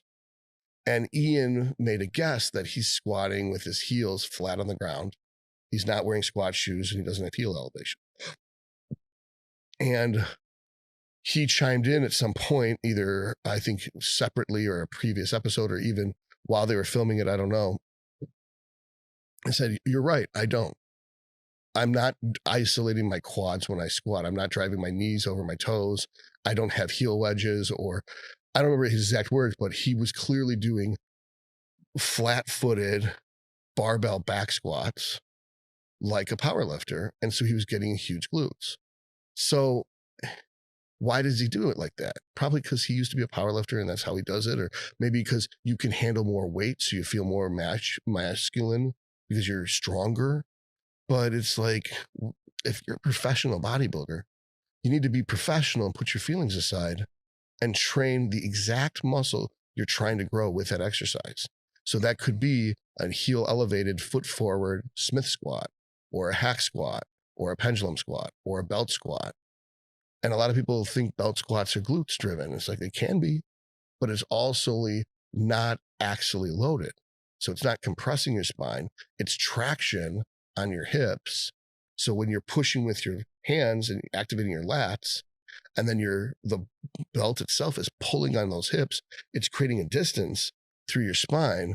So it's going to put traction on your spine. It's the healthiest way for you to train your quads or your glutes, depending on if you're doing butt back or knees forward. And I think if people approached these things, like, it was so hard for me to let go of squatting, because it's kind of like the last remnants of powerlifting. The last remnants of being a real man, right, is I had to give up flat bench. Then I had to give up incline barbell bench and switch to incline Smith bench. I had to give up deadlifting. Then I had to give up rack pulling. Then I had to give up Romanian deadlifting. I had to give up barbell squat. I had to give up Smith squat. So what am I doing? Like, what the fuck is this? I'm doing hammer strength for my chest. I'm doing fucking belt squat and leg press for my quads. I'm doing like straight leg deadlifts with 250 pounds, slow and controlled for reps for my hamstrings. And I'm getting incidental lower. I even gave up barbell row because I was getting too much of everything, not enough lats.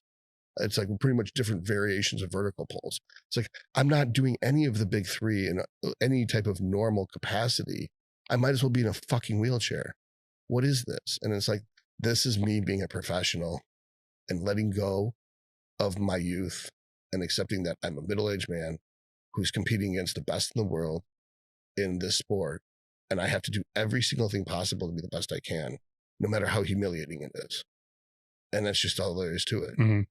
And it's hard to do, but like you said about all in, it's like, you're so into it, you're almost out of it. Yes. Like I have to pull back to put business first to make the money to afford to do this.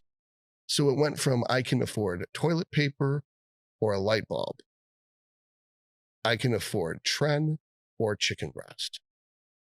I get, which one's it going to be? I'm going to take the Tren and the chicken breast.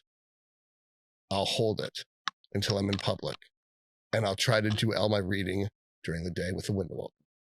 You know, that's how bad it was. To now it's like, you know, I'm going to use 18 serostim a day. Oh, okay, I'm going to try to use 22 serostim a day. It's like absurd. It's absurd how much it changes when you focus anything at all towards business that you were putting into.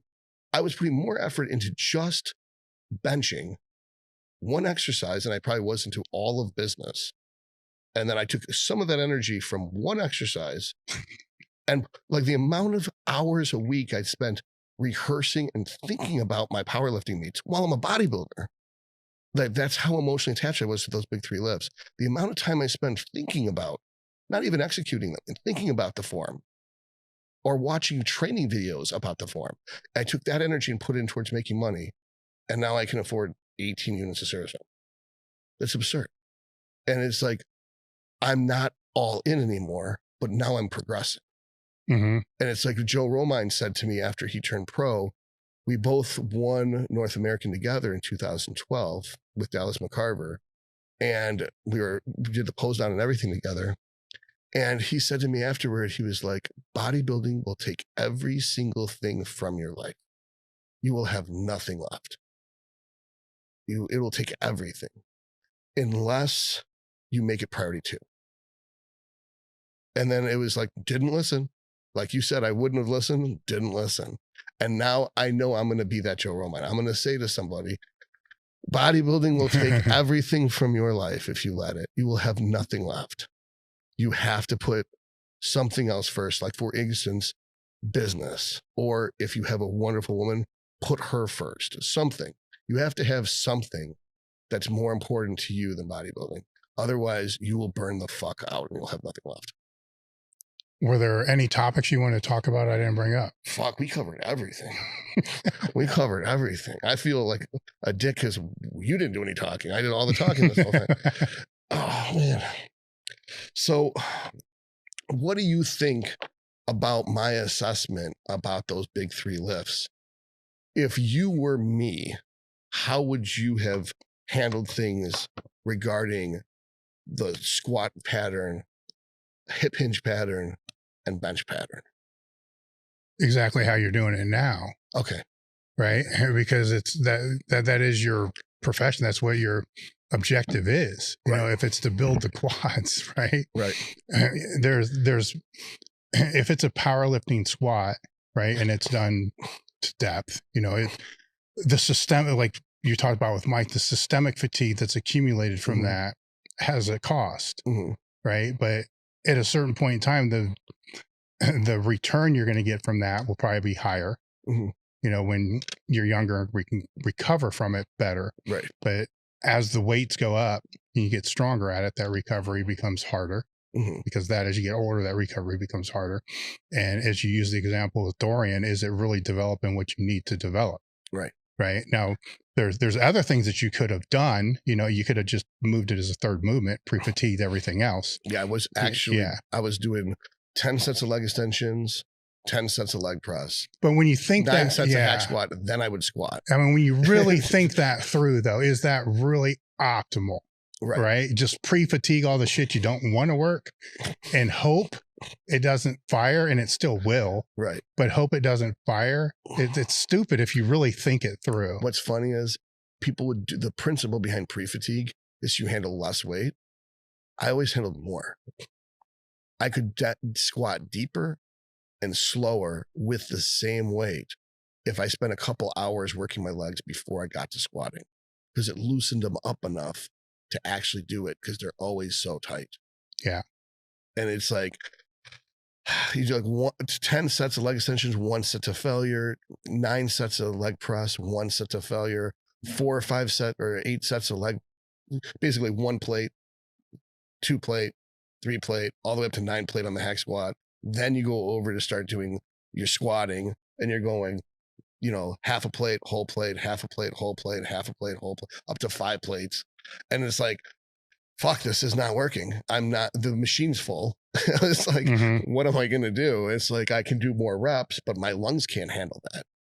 You know, like 500 pound, 2 depth squats. Like, how many, you're going to do more than 8 or 9 reps like that? You'd have to go faster. And then you're going to increase the risk of injury. It's like, I've been here for 3 hours before I even get to the squat. How the fuck can I pre-fatigue myself anymore before I get to this? I'm still this strong. It's like, so that's, you know, you go from 400 pounds to 500 pounds, your waist is going to have to do that. Yeah. So your physique's shot to shit. You look like garbage now. Yeah. And it's hard to pull that back off too. Right. Yeah. So I have to give up all spinally loaded shit for pretty much the rest of my life. So I should try to get my waist back down to the 26 inches it was when I was squatting 4 plates. And the lats and shoulders wider. Yeah, exactly. So, you know, so it's an issue John ran into. Right. It's like, John, you know, you can't, it's really hard with the structure. Once your waist is big, especially if it tears up the middle. Luckily, mine hasn't torn up the middle yet. Once your stomach tears up the middle, what the fuck are you going to do? There's almost no way to vacuum that. Well, he pulled those things out. Yeah. You know, and just made everything else wider, you know, but it took a long time, you know, for it to come in. And there was also the loss of the abdominal control, right? You know, that he had to contend with that as well. But I saw basically what you're talking about there, you know, with that. He loved to squat, you know, but then it's, where's this going to go? Then it went from, let's be a third movement, then let's basically just axe it because of the torso, really. Yeah. It's like, no matter what, it's like, instead of getting 11 reps with 400 pounds, I'm getting 6 reps with 400 pounds. I'm still loading my back with 400 pounds, and I'm still getting 5 effective reps. I didn't lose shit. Like, there's no consequence to this. It's like, I'm just training my waist and my glutes as much as I'm training my quads. Even though I pre-exhausted my quads and my hamstrings, my adductors and my calves before, and my glutes before I even got to I took out every fucking muscle I could. It doesn't matter. When it comes to squatting, it just works. With what did you see when you took the bench out? So I saw when I finally retired the bench press, even though I was doing incline Smith press, I retired that. Even I tried going slow, deep pause in the bottom, all that stuff. I never had pain-free shoulders for 30 years. I had significant shoulder pain by the time I was 16. And I had shoulder pain from 16 until I was 43. And it got in the way of all my delt training and all my tricep.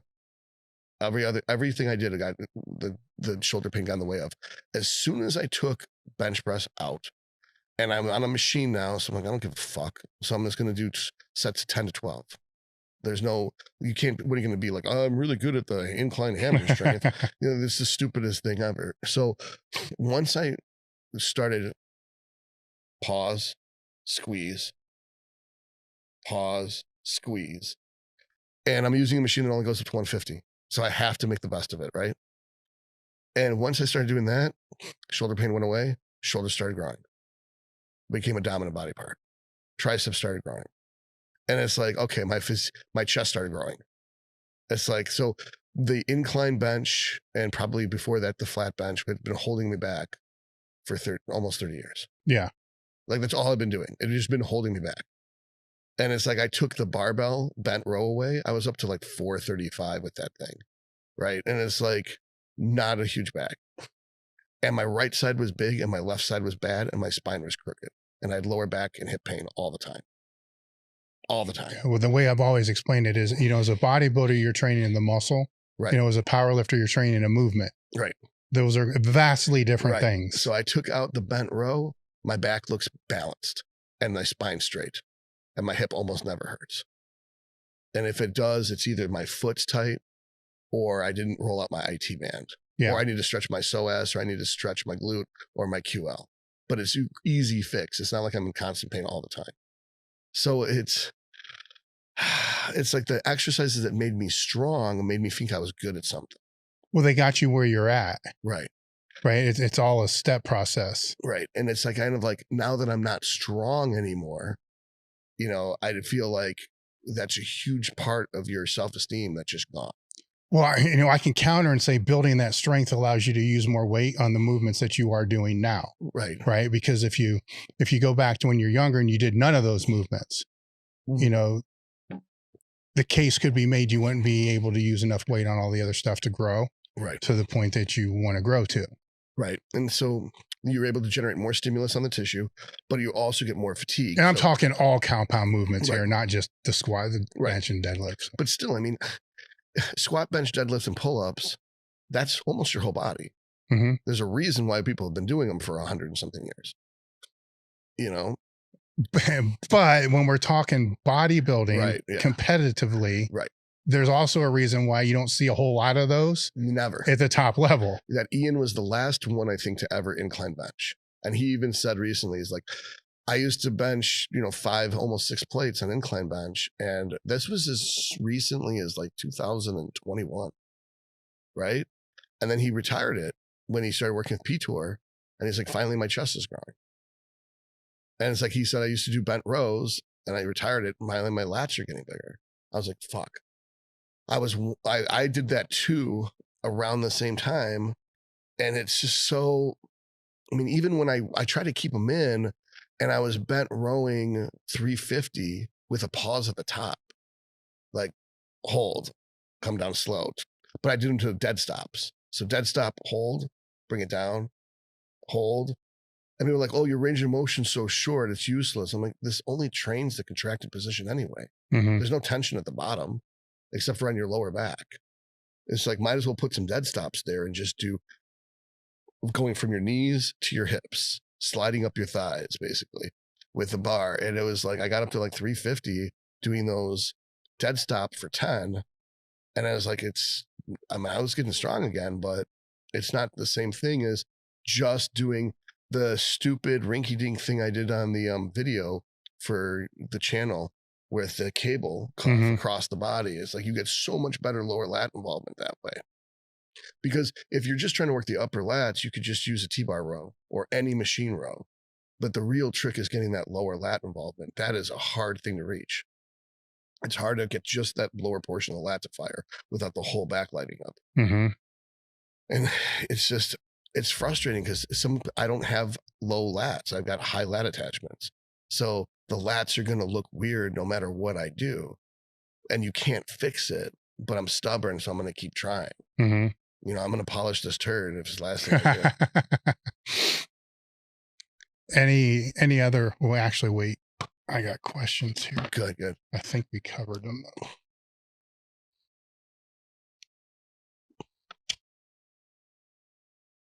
Well, we already got into that.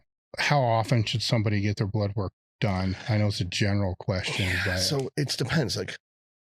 So why are they getting their blood work done? They're getting their blood work done so they know they're healthy. Well, what happens if your doctor says you're not healthy? Are you going to quit? And they're going to say no. And it's like, then why the fuck am I going to get it done?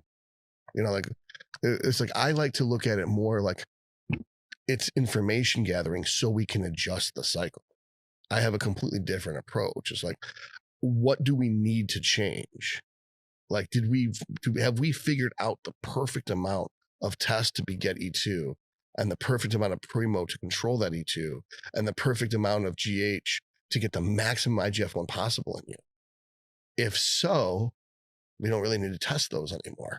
So what are we testing? It's like, well, I want to know I'm healthy. I'm like, did you have any abnormal markers before?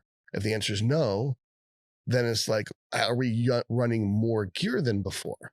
If the answer is no, then there's really no reason to test it. So I have a different approach towards that, which is, what am I trying to find? What is the answer to the question? So for instance, I just increased my load from 2,400 to 3,300. That's a huge jump. So I should get blood work done about a week or a month from now, make sure I'm okay. And what am I going to check? I'm going to check my GGT, make sure my liver is okay. It will be. I'm going to check my cystatin C, make sure my kidneys are okay. It will be. I'm going to check my CBC because I want to see my hematocrit and hemoglobin. If I go in dehydrated, it's going to look like shit. If I go in hyperhydrated, it's going to look great. And I'm confident that everything's going to be fine because the diet's good and the training's good. And I don't really expect to see anything. My blood pressure hasn't went up and my fasting blood glucose hasn't went up. So I'm not showing any type of degeneration. So why would I expect the organs to be suffering? Because if they were, I would expect to see the blood pressure going up. And not necessarily, people are like, that's not always true. It's not always true. You know what I mean? But some cats bark and some dogs might meow. But for the most part, I don't expect that. So I'm not going to go around and biopsy every cat to see if there's any bark in it. Yeah. So it's like, we don't play the game for the outliers. It's like, we don't need to put tampons in boys' restrooms. There's not enough of a population of boys who get periods to necessitate every Canadian restroom having a tampon in it. Mm-hmm. And it's the same thing here. It's like, if there should be a reason you're getting it done. So the non-flippant answer is, typically it's every 3 months. If you want to be paranoid and make sure you're not dying, then get it done every 3 months. If you're a little bit more confident and nothing's changing, you're just like, yeah, I've been on the same off season for 3 years and I haven't changed my gear load. I haven't changed my diet. And every 6 months to a year is plenty, right? It's like, I mean, you want to check your fasting glucose at least once or twice a week. You want to test your blood pressure every week or two, because it's fine until it's not. And if you waited 6 months and checked your blood pressure and it's 30 points higher, like, when did it go wrong? It's like, well, we made 6 changes since then. So I don't know which of the 6 changes in the last 6 months fucked the blood pressure up, or a combination of them. You're not gathering data fast enough. Now, if you're changing your gear, if you're like, okay, we just completed a show, let's see how bad it is, so we know how far overboard we got. And then in a couple months, like, let's get it tested again, or a month or 2 months, get it tested again, make sure we're perfectly clean and we're good to go. And then we can start a real off season. And then 3 months into that off season, 6 months in the season, once you hit peak concentration, as long as you stay there every 6 months. And then when it's time to transition into a cut phase, it's like, let's check the blood work. If you're perfectly good, we can go right into the cut. If you're not, if your organs are cooked, we got to cool off, wash everything out, wait till everything's clean, and then jump on again. So it's a structural thing, you know. And the other thing is I just don't fuck around with dangerous shit. I know that the HDL is going to go through the floor if I use Anavar. I know my GGT is going to go to shit if I run a bunch of orals. I know that my prolactin is going to be a mess if I run a bunch of Tren. I don't need to run it then. I'm just going to use the compounds I can get away with. And I can use a lot more of those because I can get away with them. So once you know what you're doing and you know how your body responds to these drugs, then it's not a random thing. Blood work isn't one thing. It's just like saying women. Yeah. You know, it's like, well, is it Lizzo or is it Megan Fox? It's like, well, it doesn't matter. They're all women. And it's like, that's the same thing to say about blood work. Is the blood work I order is completely different than blood work that Mr. Magoo over here orders, or it's completely different from the CBC and the CMP that the VA is willing to pay for. Mm-hmm. So there's one quote that you said, and one of the things I was listening to you on where I got to ask you about this because I laughed my ass off. Tren is like bodybuilding and ayahuasca. Ayahuasca. Yeah, it was Paul's favorite quote of mine. It's like, he's like, I think the Tren is making me get a divorce. I was like, no, Tren is making you see the truth. It's it's anabolic ayahuasca. So I think that It's like, I think it's important to take in consideration that different perspectives are valid. And you're not always the same person. So if you put your brain in an altered conscious state, your perspective is going to be different. When people are blowing up at their wife or their girlfriend because they're pissed on Tren, at that time, what they're saying makes sense to them and is justified. They're perceiving whatever she did or didn't do differently than if they were calm and not on Tren. So wouldn't that also mean that you perceive other things differently when you're on Tren? So it may not just be brain damage causing an altered emotional response. It could also be that you're just transcendentally involved in a dimension of pure and utter suffering. That you've got 1 foot in the dimensional pain of hell, that you're like so miserable, your perspective is so different that it makes Les Mis look like a comedy. And so your perspective changes. It's like everything's all good and you love her to pieces. And then you look at your life and you're like, this is total shit. And then you take inventory and you're like, why is my life fucking horrible? And you're like, well, I'm stupid and I'm lazy and I'm not doing what I want to.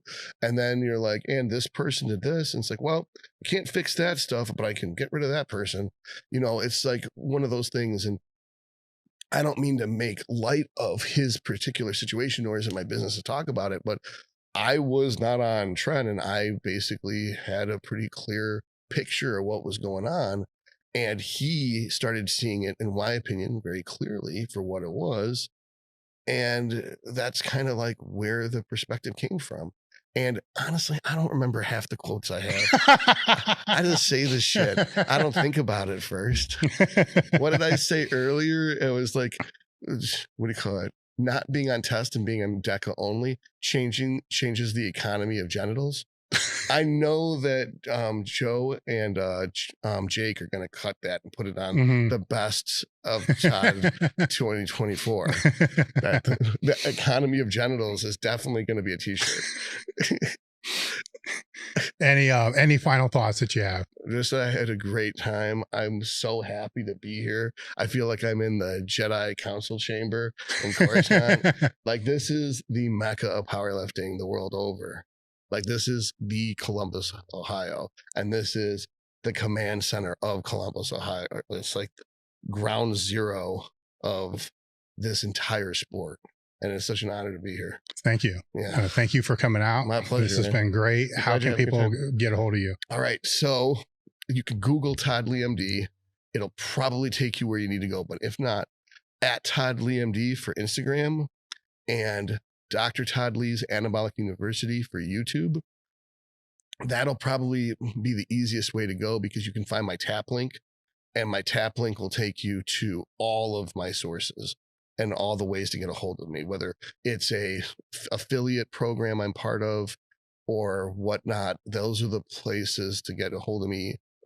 I respond to all my messages on Instagram. Some people will be like, no, you didn't. It's like, it's Christmas week and New Year's. I'm a little behind, but I will get back to some people. But for the most part, I'm on top of it every day with the Instagram responses. We'll have a link in the description for all that. Yeah, I've got a tap link I can send. Okay, cool. Thank you for coming out. And we're done. All right, cool. If we're lowering our weight, passive tension is usually coming from a couple of places. Passive tension will be coming from titin, which is a very large protein molecule that runs through the sarcomere. And we also have the slow detachment rates that are happening between actin and myosin. So you have that combination